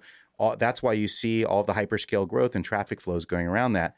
In between those traffic flows, in between the airline routes, think about like a stop along the way, are these unique nascent hyperscale sites that are out in the middle of nowhere chasing very low land costs and low energy costs because the inherent service behind it, either it's cached content or whatever, it can afford that latency distance. Is that like, are we talking Ohio, San Antonio, Salt Lake City, Phoenix? I mean, what are we talking about? Or North Carolina, or really? Idaho. I mean, all people out in the middle of nowhere because they just were able to do that. But that's just not everything. There's still just a lot of stuff that requires that really low latency stuff. And so our model. And what we're doing in Virginia is the first of many sites, and our focus is going to be in the Chicago, Dallas, and Silicon Valley area. Oh yeah. Okay, so your whole Quantum Loophole's business model isn't to go build a data center; it's to go build campuses. You're a developer for data center campuses. Yeah, and what you could expect is to not be like, for example, on the network side of things, which we've talked a little bit. I think you could expect some network services that traditionally were provided within the data center. So again, if you go to Northern Virginia and say you have 100 data centers, very often you'll see carriers building in multiple times, hundreds of times, and complex construction projects, everything. I think you can You're expect going to master plan a whole community market. related services that used to reside at the individual building level being much more resilient and much more lower cost and much more efficient at the community level. And we can't get into much details right now, but on the network side and on the power side and on the cooling side, I think that you can expect those services to be able to differentiate themselves in the metrics that are important to us, that then makes the individual building much simpler, much quicker, much lower cost to build, where the buildings truly become about distribution versus everything. Yeah. And I think that Will you microgrid these campuses? that we know that term pretty well. Oh, So sorry. yeah, and then there's, and then you get into some of the things that are important to us. So you mentioned energy. On the energy side, some of the things that are important to us is how do we deliver 100% renewable energy in our community at a lower cost than the dirtier energy, or the dirty energy, I suppose, if I was throwing shots 20 miles, 25 miles to the south of us. Number one. Number two is, if you have a number that's, you're now saying 1.6 gigawatts is small. That's No. But I thought you guys were going to be like, yeah. go ahead. But so the point there is the numbers are getting huge, and the huge numbers are now. I remember like a 5 megawatt data center was a monster. Now it's the same as a 50 megawatt. Do you remember when data center. 500 kW was big? Oh yeah. And people like, look, I remember talking to OPAT when we were at Cyrus, and I was like, hey man, this is a 2 megawatt deal. And he goes, we pick our teeth with those. And I was like, whoa, remember? I mean, they were retail It code. jumped. Right? A fiber, for a sure. 432 strand count fiber when level 3 built their first network was big shit. It was the biggest in the country. Now it's a tiny little joke. Can you imagine that? Yeah. But going back to what you're talking about, like we're talking about like there's a lot of big scale stuff going. And for me, I'm thinking like there's got to be at least another 1.6 gigs of available capacity in Northern Virginia then, right? Well, maybe, but here's the limitation. No? The limitation comes down to the physical footprint of a building. You've got a 100,000 square foot building. You have a certain density that you've built that building to. If you're in traditional data center building that market, you've surrounded it with switchgear, and even if it's on skids and generators and all these embedded costs, and you have a density within that building. So you can't just up the density without a dramatic increase in cost. What about So the market? Like you said, blowing the roof off of. follow me. So then the next building you build to a double density. And then all of a sudden you start to reach the theoretical limits of air-cooled data centers. So talking about, let's say we get to 1.6 gigawatts on our campus, the next step above that is going to liquid cooling and hyperdense applications where it could be 10 times that. Now you start to run into a scenario of, can you deliver that transmission scale power efficiently and sustainably? We don't want coal plants. We don't want fossil fuels. We want to have sustainable production of electricity to be able to feed that. And then now thinking about, okay, how do you take that? Let's say, and we're not doing 10 gigawatts, but let's say it's 10 gigawatts. Yeah, how many generators would that take? Good God, right? It's not. Oh, no kidding. It's not possible. So then, how do you back that up? Is that hydro storage? Is it batteries? It's who knows what. So we're pushing all of the theoretical limits of what's ever been done and trying to get into the 10 to 15 year planning cycles of the industry and future And you have thinking. to model all that, right? And we have to future think everything we're doing. So anytime we're guilty of falling back into our comfort zone, falling back into what we know how to do. And we have to remind each other, and we do it as a team. And it's a goal we all have. As soon you're like, wait a minute, you're just doing what you're comfortable doing. Think outside of the box and let's go and let's take more time and figure out how to do this. That's going to be beyond the scope of what anybody's ever anticipated. And it's amazing enough that when we go to our own biggest customers in the industry, they're like, wow, we never thought of that. And then we know we've really achieved something, 5 megawatts has become small. 50 megawatt data centers. That's just a normal data center. Can you believe that? 5 megs is small. So what's crazy, and this is a big challenge on our side. So I'm a big believer. If I was to look at what's going to happen over the coming years, or could happen, I should say, is right now, I work, in helping a lot of the immersion cooling space come along. So what I'm seeing in that space is crazy growth with the crypto guys, including right now in particular, massive volumes of people who did crypto in China that need to be out of the country that are now coming into North America. So my firm belief is the growth of power utilization in the US is being driven more, which is crazy to say, than for the crypto guys this year, than even the cloud guys, which is... That's what I was going to ask you about your campus. Yeah, so, sounds like it's... So when it comes down to things, what I think is going to happen is we have based... Much of our industry bases the term hyperscale as a term to be proud of. Like we've gotten through, we've accomplished this growth of the internet, this and that. But what I think could happen is if you put a combination of what's happening in crypto growth, which quite frankly is outgrowing demand on the grid than even the cloud guys, which is growing like crazy. Is that for real? Yeah. Where does that information come from, though? I'm not challenging you. I want to learn. It's like day one, 500 megawatt loads that are just, but they're not. You're not building a data center. You're building Oh no, it's straight. It's a like metal warehouse. To critical distribution. Yeah. I mean, like and then straight to a PDU. There's not even like there's no UPS. There's no. You can have it turned up in a month. I mean, it's not like building a data center in 24 months. But what's so what is the limitation to those guys? Is it because they're mining so hot, they're higher than 24 kW per rack, so you can't cool it right? Or so there's several entities right now that are, there's a price metric they're going to, which I won't get too much into, but are looking for 100 megawatts and deploy 100 megawatts right now like that in one megawatt containers that are being bought, and they're looking for energy. So I guess... Are they stacking them, or they just put them out? I mean, like, what do you mean? Put them on a gravel field. Sometimes they stay outside. Sometimes they need to be in a metal steel building hut you can build quickly. Is that what it is, though? Is that what... I mean, is that where it's getting to, or is that where it is? That's for crypto, yeah. That's where it is. So I work kind of firsthand in this stuff. So I'm seeing these deployments happening,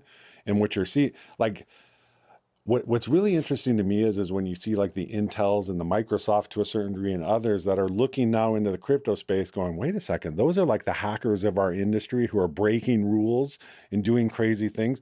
Those crypto containers are upwards of 3,000 watts a square foot of compute that's being overclocked and wound to the ground 7x24. And there's different approaches to cooling that they're taking, oftentimes cowboy in nature that now is becoming perfected, a lot of lessons, massive growth of energy, the ability, the cost per megawatt. They're not talking about 7, 8, 9, whatever the number is, or 5 was a metric, which we were trying to, tackling in the Yahoo days, which was, a big deal. They're talking like 500,000 a megawatt. And so, but to reel that back in, what I think is going to happen is I think when you combine cloud growth, crypto growth, which is going to be in the perception of people thought of as one, it's just the internet and computers. And then you take into consideration what happens if you have, I'll just call it a warming Cold War between China and the US, where we have to do what many would like to do anyway, return a lot of manufacturing to our country. That is going to create a demand on a grid that largely is beyond, mean time between failure. A lot of our grid was still built post-World War II. And then all of a sudden it's going to be, well, we can't do business. Who's the bad guys? The crypto guys are already that. But what if it becomes the cloud guys? And what if hyperscale is no longer a badge of honor? But is it really acceptable for us to grow to 2 to 10 to 20 gigawatts? And how do you do things better? So fundamentally, what we're looking at is right now for 100% renewable energy to work, you must have a battery. The reason being is renewable energy. The wind blows, the wind doesn't blow. The sun rises, the sun sets. And batteries are being put in the middle. Interestingly enough, different ways than UPS systems, similar lessons. And what's happening is that storage needs to orchestrate with the grid in order for renewable energy to work. But then when you add this capacity demand on the top of things, what has to happen is the data center must learn how to orchestrate with the grid. Cloud computing demand, how can it orchestrate with effectively renewable energy supply? So that's the microgrid part. You're talking about cogeneration. Yeah, so I think it's a software-driven technology that gets those two means to orchestrate together that helps not only deliver lower cost renewable energy, but actually helps enable the grid to continue to grow, because how much can it grow right now? Can the US grid really support 20 gigawatts of electricity? That would perhaps maybe need to happen over the coming years between maybe a manufacturing returning and maybe what's happening in crypto and maybe in cloud. That can become a major. Will that power be next to where the traffic passes? So you could probably go out and find that kind of power. But first of all, it's probably next to a coal plant, or it's a former smelter or former things, but it's so far away from where the actual traffic is exchanged, it's a different animal. So what will it sounds like the dichotomy of the industry will shift, where at one point it was this, then it became, network latency, now it's space or, power. Will we ever hit a point in which it justifies bringing, power plant, like nuclear power plants back? Or some form. I think it's going to be a twofold approach. I so what do you do? You'll have to at some point, right? Come in our industry where hyperscale actually becomes a bad word. So instead of, in this industry, and I've always wanted to do this, instead of bragging about bigger, how can you brag about better? Because maybe bigger eventually hits a wall in regards to just gigawatts being one example, or water usage, or whatever that metric is. And so to me, that's where the technology goes. And I suspect that, some of those changes, if they continue to happen, are going to force that, which I think is a good thing, but creates, the problems create the opportunities, Yeah. And that's what we focus on. We want to support people not just going out and doing power purchase agreements for not just renewables that are 2,000 miles away, but hopefully near where you're utilizing infrastructure, not transporting it, where your electrons never really came from that renewable source. You've only done a power purchase agreement for that renewable, and not buying Iceland credits or Tesla credits to make up for their dirtiness, truly creating sustainability. So our campus is a brownfield site that's now being reutilized. That's sustainable. Our transmission power lines existed. They're now being reutilized. That's sustainable. The gray water that runs by our campus every day, it's nearby our campus, comes from the city of Frederick and goes in the Potomac River. That's treated sewage water. Taking that and utilizing that for cooling and controlling the cycles of concentration to be good for the environment and keep all these data centers cool, reducing water use in general on the campus. And so all of that allows us to create these incredible efficiencies. So what we're trying to do is take all the standards of all the hyperscalers and everybody else in the industry. Some are very far out because they have a hard time achieving it. Some are very near, and trying to out-achieve all of those. That's how we're meeting their needs for the long-term planning cycles, and doing that on a repeated basis around the country. So we just support the industry. So help me understand, was this like an idea or a concept? How did you understand that this is what the industry needed? And instead of like, hey, build it and they will come, was there a growing pent-up demand, an undercurrent of something that most of us in the industry wouldn't have seen, that led to this thing where you're like, okay, we're dead reckoning what's going to happen in this, warm, cold war, or, you're talking about all this stress that we're going to put on our grid. How did you guys understand, with your knowledge of, building, owning, and operating data centers, and same for you, and you guys are both network nerds, I get it. So how did you take that to go, we have to go one layer up the stack, and we have to go, because the first one through the wall is always the bloodiest on any new development. And these, you have these massive consortiums, that are unofficial patches, data center alley, data center, strip, I've heard it called everything, like the Vegas Strip, and you go down there, but it was never designed, even what's his name? Who's the guy that's like the legend in real estate for Virginia, Buddy something, right? But Buddy Reiser. That's it. Great guy. Yeah. Look, I've been at places where he's at. He's the godfather of Loudoun County data centers. No question. But do you think that he, day one, minute one, knew that it would turn into what it is right now? The only guy I will ever credit with that is Hossein. Oh, of course, because he's a different monster altogether, right? Hossein went out and was smart enough to land bank, when that's not always a tasty word. He's brilliant. And he is, he's really become successful that way, and had that vision. It's a hard thing to do. That's bananas. Yeah, he knew that is a true betting on myself visionary thing, right? Absolutely. And there's only a few guys in this space that have really gone big to the fences like that, and he's definitely one of them. He did it. So But- if you ask where we got where we are, so Yeah, how did you guys get to this thing where you're like, the industry actually needs someone to go through the wall for the next 20? Because that's what you're doing. And it's not just serving data centers. You're doing all the digital mining, so that campus is completely different. Plus, it's more volatile, right? I mean, those guys aren't signing 7-year terms and triple net. Yeah, well, yeah, that stuff is pay up front for sure. Does that make sense? Yeah. So that's why I said it's more volatile. Doesn't mean it's worse. It just means like there's a greater upside. If you take it from where did we get where we are, there's always our practical experience of what we've done. So when you do something, we build billions of dollars of data centers and fiber and network infrastructure and just all the relationships that are built around that. And stepping back and looking at the big picture, you go on your practical experience of what you did right or others did right and what was wrong, and you try and future think where it's going to go. And so that's the practical experience side.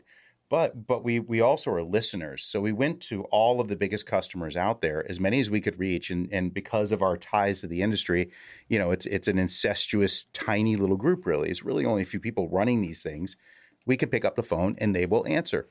Scott lives out in the Valley and Hawaii, which he goes between both, but he can pick up the phone. He's suffering a bit. A lot of jet lag all the time, but he can pick up the phone or just go have coffee with a buddy, and just the questions that are asked and the openness that we receive because they're friends of ours allowed us to frame where their problem sets were and understand how we could help them achieve their goals. And what happened from those conversations from all of the biggest companies, you can tell we're being careful about names, but all the biggest companies, as we talked to them all and a really wide swath, we found a commonality of problems that allowed us to fit into it. We didn't try and make them fit into our shoebox. We're creating the ultimate shoebox that all the shoes can fit in. Kind of a. So you saw a problem, no one else was solving it, and you said, we can do that. Exactly. And we had to do it.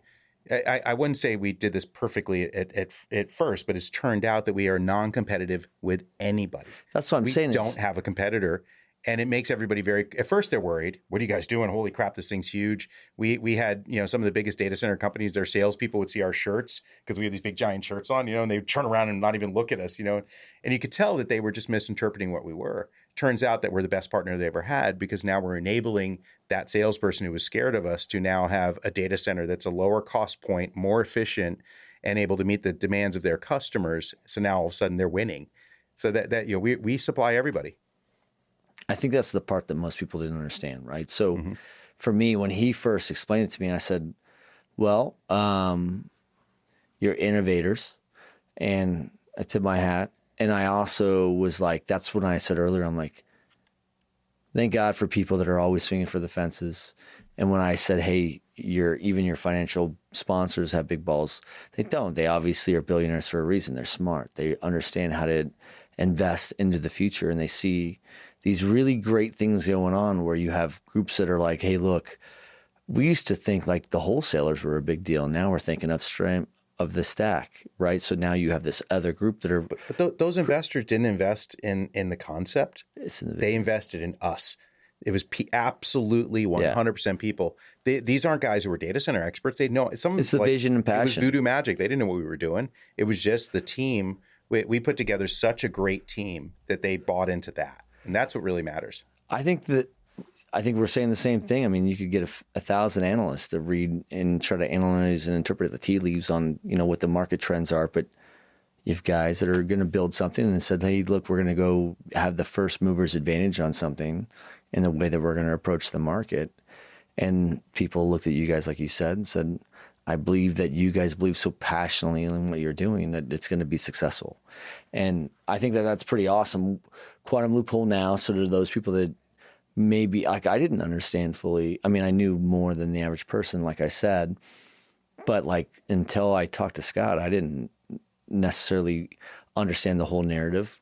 And now that most of the people that hopefully will listen to this will, Quantum Loophole started in Maryland, and then what? What's next? I mean, if you're even like, I know that you're visionaries, so I'm like, where are you guys going to take this thing? Is this going to be the answer to aggregate all the wholesalers that are going to pull in orbit around these campuses that you guys are going to build, or this developmental model up the stack where your whole mega selling, is what it is, or whatever I think I was in the room the day that you created and I'm going to give all the credit to Cyrus One on this from the trademark perspective, Sky for the Cloud.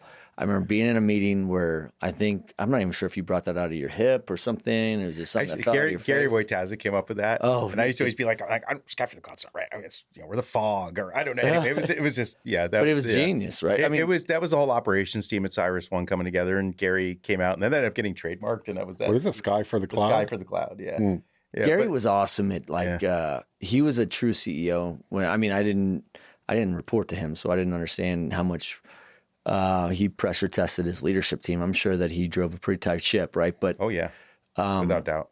Oh, for sure. But listen, if you were removed from that pressure or that friction ring, he did a good job of putting that chip on our shoulder when we were at Cyrus One. If you remember, he was like, David versus Goliath was the narrative the whole time. You always had your slingshot and those bigger publicly traded mission critical REITs were always the evil empire, and he did a good job of rallying the troops throughout that.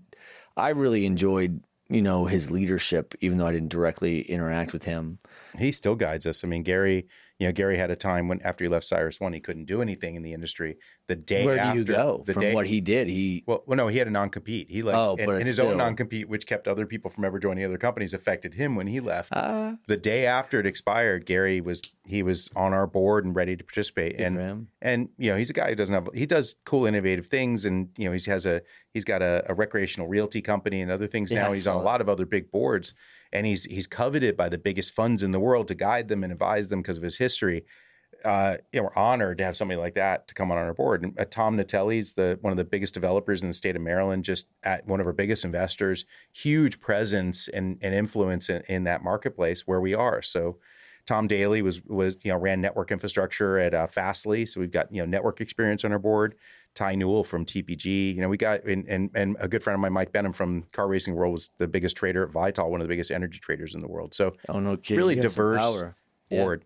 But it's a funny thing about Gary. He was one of my best leaders ever. Reported right to Gary. I loved it. Gary was my second big CEO in this industry. The first one was Manny Medina from Terramark. Oh, both of those guys are finance guys. And my taking on a role to be CEO in this company, and actually, it was scary. I was scared to do it, totally terrified, because I'd worked for finance guys and I didn't have their skill set, where I'm more of the evangelist CEO. There's different animals in that world. It was scary to do it because I thought, God, I just don't have the financial acumen. I don't have it. Turns out that the investors just believed in me and wanted to give the money to do it and believed in the team. And I've got, our CFO, Rick Kiner, is a badass and backs me up to make sure that I don't look like a fool. So, it worked out really well. I mean, there's a lot of these guys in the space that are leading it that do have that financial background. Gary was one of them. But look at digital. Look at, I think Stein was like their CFO for many years before he became the CEO, right? Yeah. So going back to you guys, though, if Quantum Loophole's creating this whole new normal, of where you're saying any wholesale player or any of those hyperscalers or Bitcoin miners or whoever, you're creating a landing space for them to come in day one, minute run, and they're ready to roll because it's master plan and ready to go. It's entitled. What is the long pole in the tent? They have some permits. I'm sure they're having to do on their own, but so the biggest, and we just actually got through this. One of the biggest things that traditionally has to happen is you have to be able to get the resources you need to be able to grow effectively. And what are those resources? Their network. We talked about network. Their electricity. We talked about that. In certain aspect, there's a water and a wastewater discharge kind of scenario. There's the land that's applicable. There's the reliability of where's the electricity coming from? What's the reliability? We're fortunate that we're on one of the most reliable by data legs on the entire grid in the country. Why is that? Because it's built to high criticality. 20 years. There's some lines on our grid that feed us have no downtime for 20 years. 20 years. And why is that? Because it's resilient. It's line on top of line. Feeding someone special in that market or something. It is. Well, of course it is. You've got the gas pipelines that are south of us, the power lines, those all feed, Washington, D.C. That stuff's up. That's what I was saying. Yeah.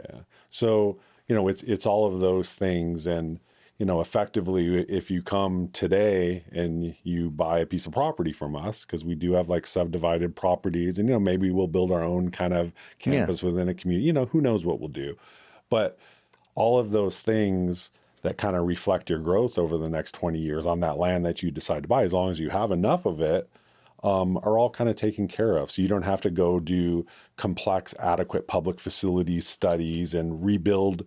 That in Northern Virginia, the rebuild of infrastructure relative to digging up the ground and expanding has been continuously happening, and quite frankly has created a mess.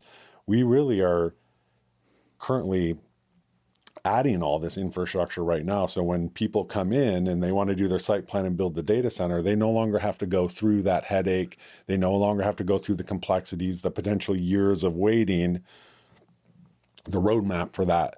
We're clearing that roadmap to support the next 20 years growth of the internet. And that's pretty, in a way that's been 100% purpose built to enable data centers to operate smoothly. What's interesting too is that as we develop this site, we're, like anything, we have our expertise, but we're learning as we go too at this scale, because it's never been done. Now, as we're going through and we've learned where the hiccups were, we're going to be better at it the next time and the next time and the next time. So you'll see larger scale and more rapid delivery. I mean, there's some site hunting where 4 gigawatts seems possible, many more thousands of acres. Not at this exact campus, but other markets. And then you start to think about complete. What inherently could happen if you create these ecosystems, and as they build up, it'll take a decade, for example, for something like that to fill up. That's a lot of construction, a lot of servers brought in, and a lot of stuff humming along. Doing that the right way creates sort of suctions of traffic, and that will change the internet ecosystem and how traffic flows today. At that scale, that's what will happen. So it's really cool to future think and throw wet paper on the wall and kind of think about what we can create and where it's going to go. We're excited about that. What is that? If he's saying that the Bitcoin miners or the data miners, the cryptocurrency miners are actually drawing more power than the cloud, what happened? Growth in terms of growth, immediate rapid growth, because the way they can rapidly deploy. As an example. Yeah. Okay. Yeah. So now thinking about the grid, a couple of years ago when we were meeting with big utilities, they're like, the grid is declining everywhere. Load is declining everywhere as things become more efficient light bulbs, air conditioning, it's just an overall consumer grid. The only steady state load on the grid are data centers. So they were all chasing that load. Now you've had this new sea change of Bitcoin miners flooding out of Asia and Russia and coming to North America. That's immediate demand load to mine coin. And so that now you've had this big spike again. Is that reliable, consistent, future steady state load? I'd argue probably not.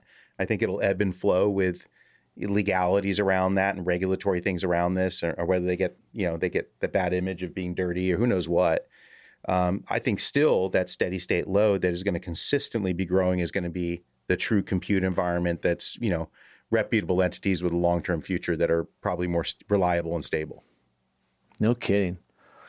So where else do you guys see Quantum Loophole evolving towards? Is there markets like Montana, Wyoming, or is it still going to be, in these other markets that are already prevalent, that we're already doing a lot of work in already, like Northern Virginia? No one's ever failed in Northern Virginia, right? Of course. And look, the market demand is there. That's why we're there. Yeah. Finding this site was amazing. We feel very, lucky. Again, I keep saying it. But if you talk about industrial sites in disparate markets that you wouldn't commonly go to, would we do something like that? Are repurposing it? Yeah, I mean, there's markets that, he's from Detroit, or I'm not sure where, Michigan. Your family was in the automotive, and that's there's a part of some of those areas in the state of Michigan that may have one time served a certain industry that are no longer able to do that. And are you repurposing those areas, or what are you guys doing? We're willing to go to those. So think about it from the customer's perspective. If you're going to call a hyperscaler, any big entity, they are drinking from a fire hose. Scott ran, infrastructure at Apple. He might have maybe picked up the phone for me, and I would have been a maybe pest at the time, right? To get him to pay attention. Imagine how many people were calling him saying, Yeah. I've got the best piece of land ever. You should pay Okay. attention to me. It's got all this energy and you know, they don't know the fiber's not there or who knows what else, right? That was constant. So our goal is to create a portfolio of assets around the country from not just I would call the low hanging fruit of these core markets that have a need that we know we can fulfill. And our vision is 10 to 15 years out. So we could buy land and we don't need to sell it next quarter or next year or the next 2 years. Have it all master planned, It's get it all years entitled, get it all out. ready, so that people can just drop it. Because that's the big delay, right? Is like, I need this stuff now. I can't wait that long. Right. And it's going to take me too long to get through this whole process in a market that's not, let's just say, not as sophisticated as Northern Virginia, right? I mean, Northern Virginia is way ahead of the curve. So when you get done, you're going to go and get, bloody and get the first one through the wall in that market and say, we'll create the orbit around us. So this is the landing zone for all of those planes of data centers that are going to be. And proving we can do it. Even though these are all our friends in the industry and we know them well, they still need to know that we as a team, as great as we, as great as they may think we are, they want to see us execute this because nobody's ever done this. As we repeat this around the country in the core markets, that's one piece of it. And the key here is also not only is our focus long-term, but our capital is long-term. It's infra money. It's meant for, these are guys who build power plants and think, 20 to 50 years out. Yeah. That's key because now we're not your classic PE money where I need a return, I need a return, I need a return. The vision is there as long as we continue to prove execution and success. So going back to the industrial side that you were talking about, reclaiming Alcoa plants, for example, we have a great relationship with Alcoa. We're very lucky because we were able to execute the first site with them, and they have a lot of assets that are no longer producing aluminum. They have environmental issues. They're not in the right locations for the data center industry. There might not be any fiber nearby, but sometimes there is, and sometimes they're in that right spot. Maybe not Goldilocks for that internet exchange ecosystem, but for large scale content players that need access to that. Maybe they need some mitigation, maybe from an environmental perspective, but we're the patient guys. Remember, we have that long-term capital, so we can work with them and wait for that to happen. We can also aggregate other industrial partners who might have assets around the country. And then as we create this greater portfolio of assets, call that hyperscale customer and say, hey, guess what? I've got 22 sites for you with 22 gigawatts. Which one would you prefer for your next growth, plan? And we're able to bring that forward. So that's the long-term vision of what we are as a business. Sign me up. Yeah. So is that how it works? So taking it all back, we're not breaking this home yet, but I definitely want to take it back to you guys have known each other for a long time, it sounds like, or known of each other for a long time at the minimum. And then at some point you decided that you wanted to, how do you know, this is the guy that could help bring this vision and contribute to this vision and help advance this vision? And then how did you guys get to the team that you're at? I obviously know Sylvia because she is a powerhouse in what we do on the development side. But how else were you deciding that you wanted to bring these people into the band? Yeah, I think with even knowing Scott and his history, I still had to meet with him in that one fortuitous meeting in San Francisco in a conference room and a whiteboard. And who got him there? Sylvia did. Sylvia called Scott and got him to pay attention. And he knew of me from our past history, so he was willing to come up and do it. I will add that my sister, my wife, Sylvia has punched me.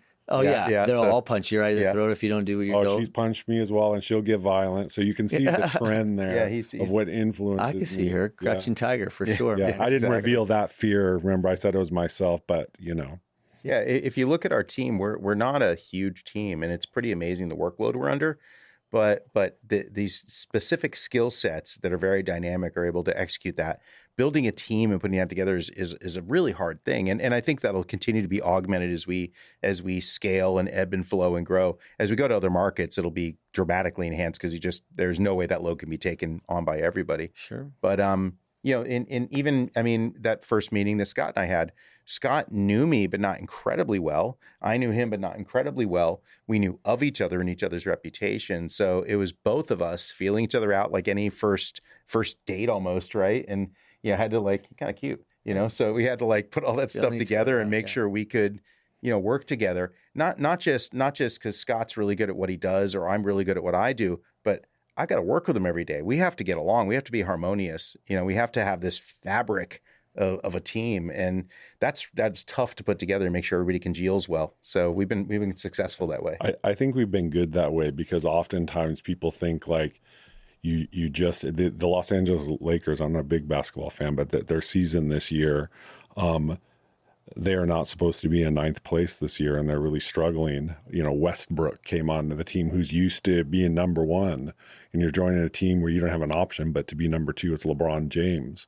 So I think what we've done good at Quantum Loophole is, you know, you can always look at people's resume, but it becomes this like exercise of, you know, if I'm looking to hire you, Kirk, my job is to get you to believe in me. And I believed in Josh. And then vice versa, for me to tell you that I really need your help. And to get people to understand how they complement each other and can make each other better and share the same dreams. And to me, that relationship, the human aspect of things is so much more important than the technical aspect, the resume aspect, because you have to get the orchestra to play and execute well together. Who's going to be strong in the trenches? And what I can tell you is I've run a lot of like big teams, and you learn people. You learn people that I can think of one of the biggest rock stars who work for me, who in a good sunny day is 1,000 times better than me or anyone else on the team. But he's a guy where if he's taking fire in the trenches, he's going to fall apart and he's going to lose his, you know, he's going to protect himself and not his team. Where vice versa, you'll have a guy who like, you know, not so great on the day, but you break something and something comes under fire and he's the coolest guy under fire. And you got to actually have both of those because a lot of it's the same thing. Like a lot of, even similar people, do they benefit each other and make each other better or not? So to me, that's like a human dynamic of putting humans together who can work together and trust each other. And it's so much more than just the technical aspect of resume and what you've done and, you know, so on and so forth. And I think we've done a really good job at that. Even like the tension that we have in our debates and everything is so healthy. Yeah. That friction is so healthy. Yeah. If at the end of the battle, you're like, oh, I love you. Let's go have a beer or whatever, you know? And it's perfect. Sylvia and I are like brother and sister bickering. So I sold to Sylvia when she was at Yahoo, and then she was at Microsoft. Yeah. And then she was my colleague at CyrusOne, and now we're colleagues again. And we bicker like brother and sister, and Scott will like shake his head, holy shit, you know, and they're like, and you know, so people are laughing and going, we're just like going at it. And then we're totally fine after. Like, because you guys love each other. Yeah, that's it. Yeah. She still makes me crazy and I make her crazy, but we have total respect for each other's skill sets. And in the end, that all that bickering and battle gets to this end goal of an amazing, amazing achievement, which we keep doing over and over again. Look, I love talking about the Quantum Loophole stuff because I do think that people know who you are, but people were like, what are they doing? You know, and, you know, we're watching your orbit, right? Like I'm tracking, you know, the stuff that you guys are putting out and knowing who's on your board and what you guys are, there's so much talent that you guys have, but understanding what you guys are doing, you know, I don't know if a lot of people fully got it, right? And I know that it just takes time to get their narrative out there, but going back to this whole thing where, like, I didn't know Scott was a high school dropout, right? And I was like, why did Josh partner with this loser that doesn't even know how to graduate high school? And then you're like, that's because I'm a high school dropout, which I don't ever tell anybody. What am I doing talking to a couple of dropout losers that don't know what they're doing? My mom's side of the family went to Harvard for 100 years until a little black sheep surfer boy comes along, dropped out of school, got my GED, went to college a little bit, decided I just wanted to keep surfing and snowboarding and screwing around before I got serious. So yeah, did the same thing. You literally are the black sheep of that family. I'll tell a great story. So I was at a conference in Cannes, and it was at the Hotel Martinez, and I think it was a European Peering Forum or something. I can't remember. So there were a whole bunch of what I would call internet Illuminati all there, and I invited them to my hotel, the Martinez, and it's a huge table, probably 25, 30 people at a table, and I was buying drinks and being the host. And I asked everybody, hey, who here like graduated high school? And like only half the people raised their hand. It was shocking. Wow. Right? Really, truly. So, and we just don't ever talk about these things. And then I'm like, how many went to college? Another half maybe. And then, you know, how many people actually graduated? Only 2. And they were both PhDs, and they were such the psycho uber nerds that you were like, oh yeah, they have PhDs. That makes They're sense. computer science nerds, and it fits, you know. And one of them was Mike Lieber from Hurricane Electric, so he can tell the story. And Mike's a computer scientist and a genius of a guy, but he was one of the only guys. The other guy was Martin Levy, so I'll call him out in names. You know, Martin's retired now, but you know, it was really enlightening to me that our industry is not built on degrees; it's built on achievement and a willingness to go and think beyond. That's a big difference. I agree.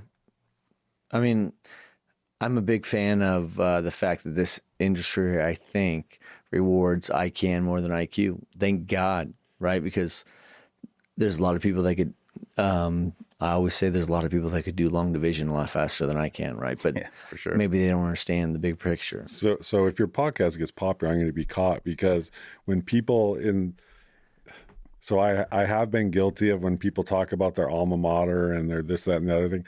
I do say that my alma mater, I got my GED at La Puente Adult School, and they go, like, you know, like it's some kind of like stupid joke, and I just let it be. It's true.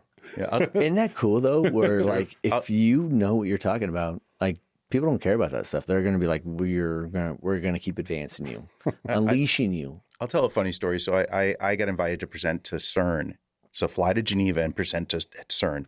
And I was like, I did an overnight red eye flight. I got to Geneva. I got to my hotel room, and my room wasn't ready. I'm like, you know, I'm like stinky, you know, that overnight flight, you just don't feel. So I'm like doing the bathroom towel wipe down. I put on my sport coat, and and you've known me for years, you guys, I do not get nervous. And I love big audiences. I was shitting a brick. I was sweating. I was tired. And I'm like, and I was warned that everybody in the room will be a PhD, and Tim Berners-Lee, the founder of the creator of the World Wide Web, will be in that room.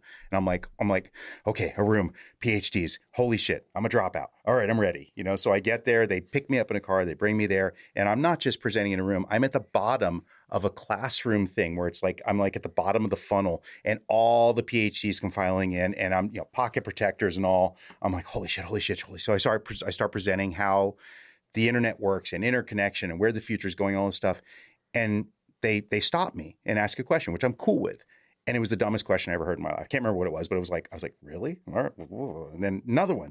I'm like, oh my God, these people are dumb. And it's not that they were dumb, but they were scientists so focused on their specialty that they didn't have a grasp of the big picture. Yeah. It was amazing.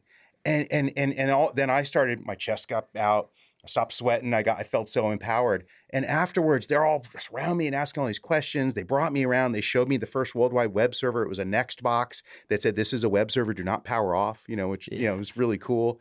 And then I got to see the CERN data center. I got to see the Large Hadron Collider. I mean, and they were treating me like I was a rock star. You know, so it's funny that as long as you go and believe in yourself and your skill, you'd be surprised that PhDs and hyper educated people are not always the smartest people in the room. We are competitive, so you took us to a place where like, well, who's the biggest loser? We could like try to out-loser each other. Well, how does the guy who's a high school dropout that has his GED from whatever the school is for adults end up at, Yahoo and then Apple? You lose a bet, win a bet. You My apologies. Sorry, that was my Siri watch. you just I would say you get a little bit of confidence. You use maybe a little privilege that's you're born into, and you forward sell yourself. In what way? Like, that's an interesting part. How does someone go and be the director of operations of the important above net data centers and never run a data center before as some network guy? You just study. You dive into a pool without knowing how to swim, and you become comfortable with that, and you do it again and again and again. And as long as you failing half the time is awesome, as long as the times when you succeed 10x better than anybody else, and you have a willingness to do that, everything works out. Have you ever felt like any of the failures that you had made throughout we've all had setbacks. Through yours, did you ever think that any of them were ever fatal? No. Because you worked for some big names that would have easily play Dr. Kevorkian with you if you had messed up, right? Yeah, we had when I was younger, I'll use the excuse. I used to get up on the industry stage when we were starting to stretch some rules using evaporative cooling and breaking the ASHRAE rules and environment. And we actually had someone kind of complain that went up to the CEO level at Yahoo, and yeah, you put your career on the line. Yeah. You ever heard of the Yahoo chicken coop? Was that you? That's Yeah, him. that's me. Yeah. But Think about that creative innovation, you know? Yeah, that was like the chicken talk of the farmers, what they industry do. for a whole couple of years, if I remember right. Yeah. Yeah. So, to make things like that and break the ASHRAE, number one, I thought I was thinking after the fact, like That's total like outside the box. a little bit like rebel getting up on industry stages and Sure. calling bullshit on the ASHRAE recommendations. And a little bit of my ego is guess what? They changed the ASHRAE recommendations afterwards. So I probably would not have been so egotistical to almost challenge trouble with those challenges. But things worked out, and it all comes down to believing in destiny, believing in those like crazy ideas that come in your head, and not being afraid if they don't happen in the right time. Because a lot of times those ideas, someone can come up with those. I can be pretty good with those. Timing on those kind of things, that's a harder one for me. That's where I have to surround myself with like the right people. But yeah, you have to be willing to fail, and you have to be willing to work in an environment in your own mind. Remember, I'm my own worst enemy, where your own mind is telling you, don't remember, you're told you're no good for nothing. You're going to fail. Are you failing? Uh-oh. Are you failing today? Are you failing today? Things are looking good today? Uh-oh, you just slept in the night and you woke up feeling like there's a chance something might not work. That's it. Creates that dysfunction, creates that obsessiveness that will cause you to do anything to succeed. And what happens is you get to a point and you get older and you learn yourself, where you learn those dysfunctions. And then what you learn is those dysfunctions are a gift, because it is the hard things in life that you can use as an energy to transform into positive things in life. That's exactly what you're doing, is using that energy. And then you realize like, oh, why did I let that like stress me out and fuck me up so much when I was younger and this and that? But that's really the dance of success and failure. That's amazing. Fear of failure is if we let that drive us, if we sat around as a business right now, or as individuals in this industry, and like there are people who do that. Their fear of failure keeps them exactly where they are, and they will stay on the narrow path because they don't want to take that risk. And I'm not saying we're giant risk takers, but we're thought leaders in that we're going to think through those things, but not fear failure, because we would just be, we wouldn't be where we are. We wouldn't have created this business. Yeah. Thought leader in that percentage that you succeed, fucking idiots in the ones that you fail. It's the same thing. Yeah. It means the same thing. It does. Yeah. That's awesome. It's always great to hear from you guys, to understand what it is that, well, first of all, you guys are human, right? And a lot of people, like when we see the celebrities in any industry, I mean, if this was the NBA, as you're talking about Westbrook or whatever his name was, and, LeBron, we know who the celebrities are in every industry. I mean, and we know who the celebrities are in Hollywood or music or even in tech, right? We talk about, Bill Gates or Michael Dell or Jobs. We know who the celebrities are. Our industry has our own celebrities. And you guys both are so probably, we joke about 3 to 6 degrees, but you are pretty far removed from the common folk or the peasants like me, right? So like when you guys are talking, we hear that stuff. I mean, it radiates through. I mean, like I said, I've known who you were years before I met you. Same with you. And when we hear you guys talk about your own parts, it helps us understand that you're human, and what we're trying to negotiate within ourselves as young professionals that are emerging, especially in this space. Some people will hear this and they've never even been in our industry. Some people have gotten into our industry and they don't even understand what the industry is. They just were lucky to get a job and someone told them to go sell something or build something or deliver something. And now we're talking about the holistic bigger picture of this space and how it all comes together. And what we realize is that those people that move the industry are those that fail forward without fear of risk. I'm not fear of risk. Without fear of failure. Failure, yeah. Right?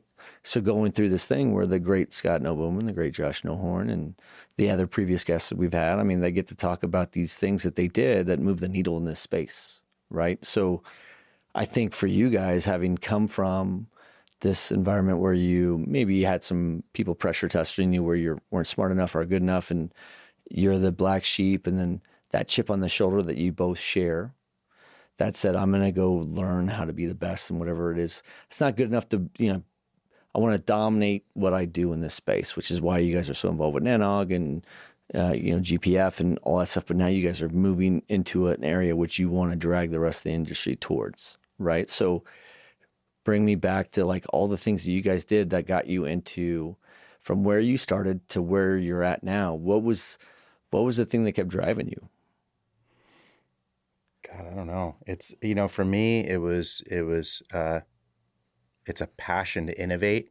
It's, you hear that phrase, innovate or die. Do you have to have I feel like for those that are great in this space, they almost have to have an ego, I don't think I have an ego. I think I'm not saying, yeah, fair enough. No, I mean, but a point made. I know lots of people have egos, and we just came from hosting Nanog, which is, Nerd Herd Central. Oh, for sure. All friends in the industry. They're filled with egos in their networking world, egos in their companies, or egos in certain things.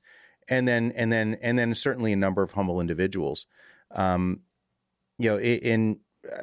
always prided myself on being a bridge builder and a matchmaker between individuals, which is why I founded GPF. And that's still, it's almost 18 years that things existed. I can't believe I'm still on the board.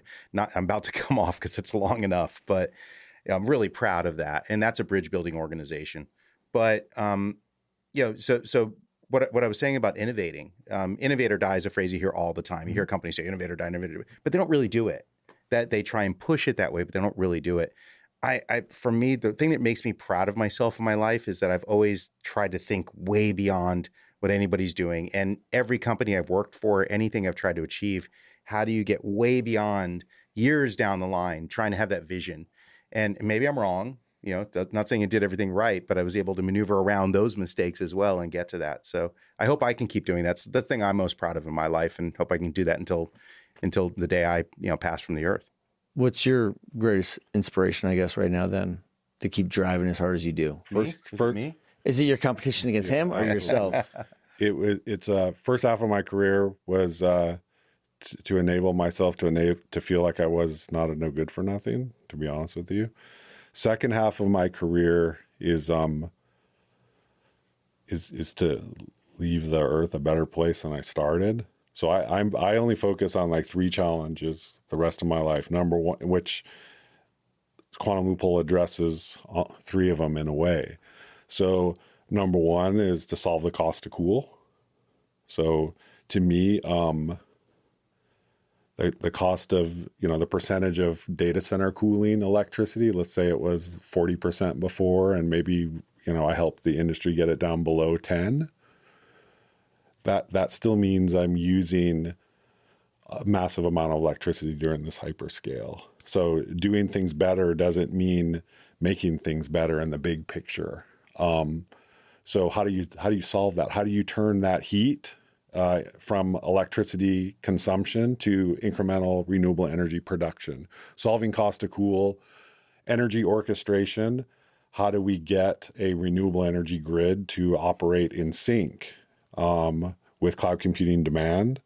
And then number 3 is what I do in Hawaii, which is just returning a sugar plantation to nature. So some of the things we're doing, bees in trees, like in Quantum Loophole, we're in the agricultural community. How do we use berms and trees so that from the outside of this data center community, it just looks like a wildlife reserve and a forest? How do we benefit the agricultural community that surrounds us? How do we use pollinators, have bees that can help the agricultural community? How is a landscaping approach to this data center community, instead of planting grass that you cut and waste water watering and put some palm trees in a ridiculous place like Maryland that they don't deserve to be? How do you return native species and actually use native grasses? And when you cut those native grasses, how do you form partnership with biochar companies that can turn those native grasses into material that can help rebuild soil for the agricultural community? I do that on my land in Hawaii, and return the forest. It's the exact same thing in what we're doing in Maryland. So it's all like things like, you get that urgency. I only have so much time. How can I turn all of this stuff into something that makes things a little bit better? When's the last time you heard of a data center company doing that? I think it's amazing. It doesn't exist. So that's all. Maybe that's like second half of life kind of thing. Like, oh, it really wasn't money, or oh, it really wasn't like we're car guys, like having like way too many fucking cars. No way. There's never enough. Oh, it wasn't never enough. There's never enough to that success. There's never enough to success. You don't, I've been through times of being like homeless, my wife and I both. And you like, if we only got to like this point of getting a job and, being able to afford to buy a house and have 2 cars and have a couple kids, and that'll be good enough. That'll be good enough. It's never good enough. So when you chase that, that's that ego. I have that ego. Yeah, I just have to observe it. It's not a negative. No. You got to have that chip on your shoulder or ego, whatever it is that drives you. Right. So that's fantastic. And like, look, now it is time to bring it home, because this is the part where I think that our listeners are going to realize, like, listen, as they sit by themselves, trying to understand, maybe I don't belong here. These people are like anybody could get into the space if you're passionate about it, and you could be successful in spite of yourself. The thing that I would say, or the thing that I would use to close or bring it home would be, and this is the question that I'll probably always ask everybody, is like, knowing what you know and how much time you've been in this space, what would be your advice for those that have been in this industry for a year? And then my final question is, what would be your advice to people that aren't in this space yet, but that we need these people? Like, there's an existential threat, they say, that exists within this vertical, which is that we just simply don't have enough talent to support the demand it exists today. Of growth. That exists today. 100%, right? So we need talented people that are coming out of college or coming out of the trades or coming out of the military and are saying, like, what am I going to do for the next chapter of my career? What's your advice for people that have never been in this space? What's your advice for those that have been in this space for a year and have just realized, wow, I'm in a really emerging market and this place is where I want to grow my career? What's your advice for them? And I want to hear from both of you guys on that. And then we'll wrap it up. I would, it's interesting. I met a lot of former military folk out and about, and other people just come out of college, or kids just come out of high school, asking the same question in different ways. I would always say, just don't wait for the job request to come on Indeed or whatever job site is going to come on, because by then you might almost be too late. Sometimes those are, in big companies, those are posted just as a matter of mechanics. Yeah, they might already have the person they wanted to hire. Don't be scared to reach out on LinkedIn, or to reach out, or just go to a conference where somebody's going to be that you really want to work for because you think they're amazing, and talk to them. And in there, if you really are amazing, they're going to see that talent in you. You can, we're all super experienced. So we can read people almost instantly because of our experience. And we're going to say, wow, you're a shining star. You're a talent. I want you to work for me. And those opportunities will be created that way. I would implore people to do that. You can always go work for a big company and work your way up the ladder, but that's a long haul. Or you can, if you really have those skill sets and you're really an innovator, you can go and dive right into companies that are innovating as well and succeed. What about those that have already been here, though, for like a year, and they're on some edge part of the ecosystem, and they're like, it's the same what thing. I'm doing. Reach out. Don't, they're on the edge of the ecosystem because they've been put there by a company who might not have recognized that they had that inherent talent. It's, structured companies, the bigger they get, the harder it is to kind of work your way up through that stack. They're designed to not allow that in a lot of ways, not allow that innovation.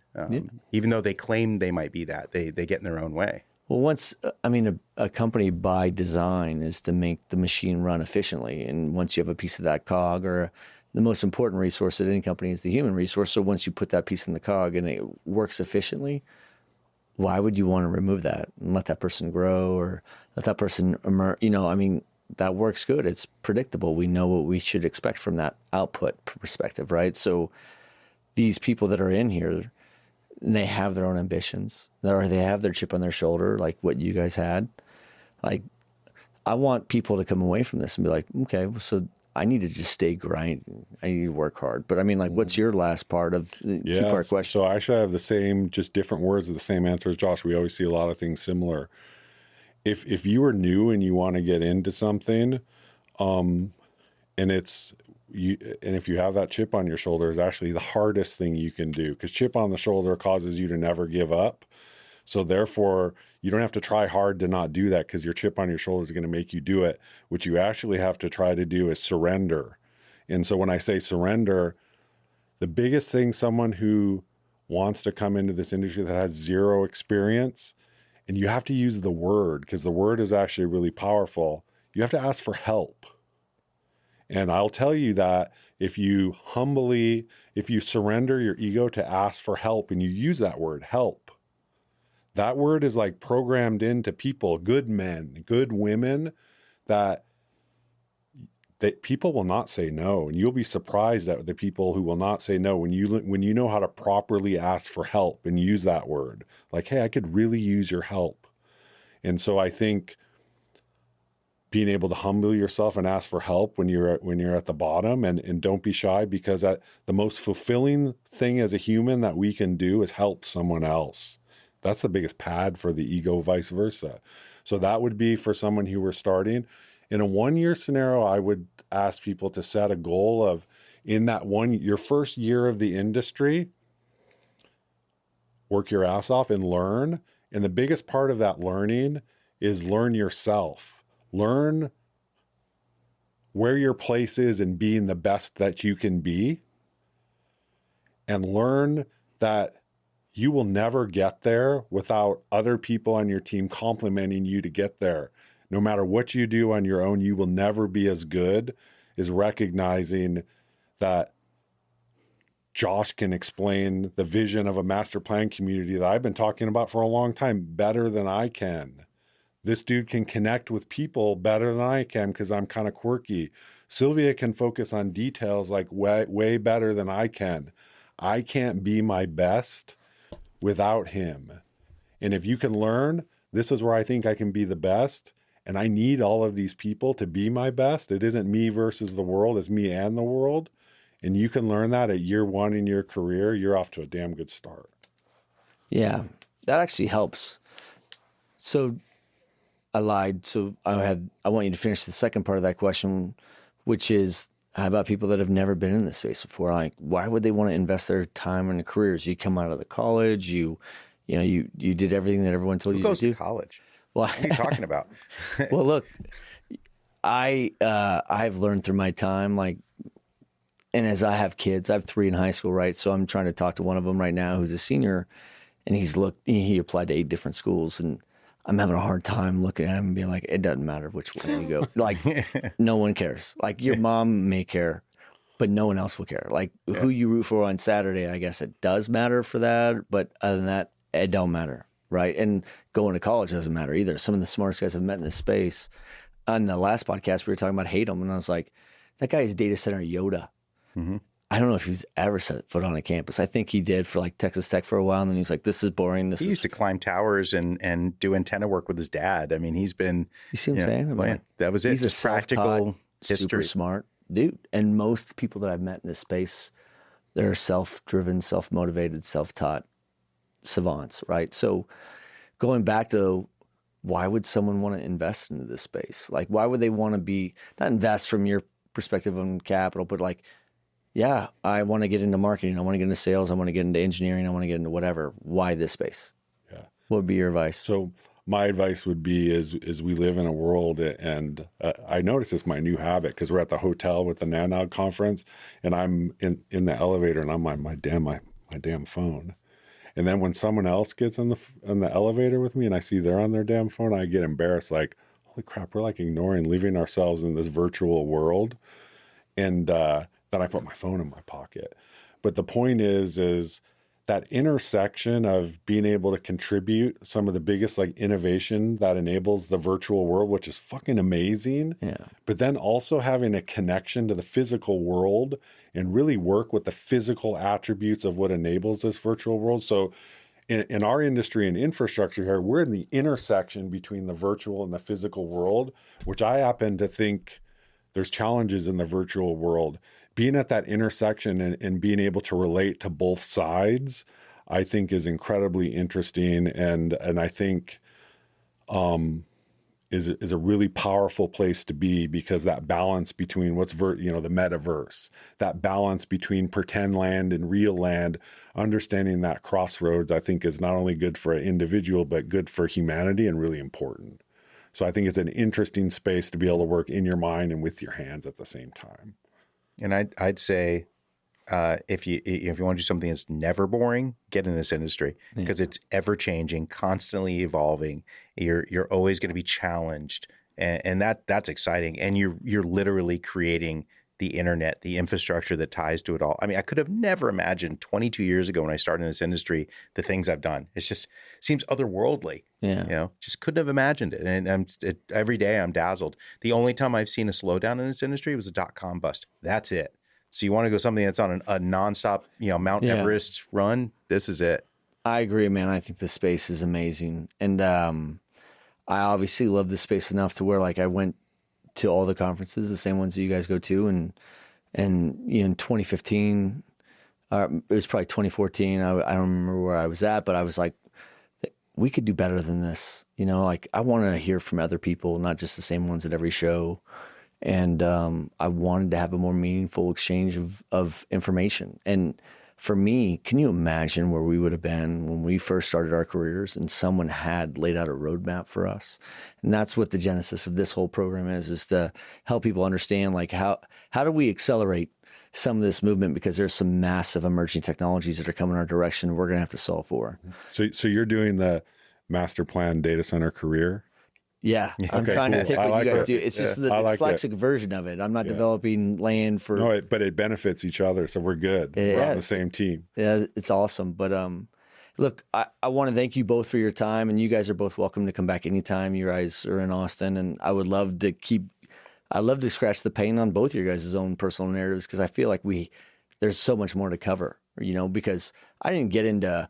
we skipped through some of your guys' things, but we didn't really drill down deep into those things. And at some point, I hope that we can. So thank you both for making the time to tell the story about Quantum Loophole, your own personal stories. And I hope by listening, some of these people that are going to be hopefully tuning in, they'll be inspired, and be like, look, man, these are people that they didn't go to college and they did this, but they were just so passionate about what they did that they didn't let anything stop them to get to where they're at. So Loser.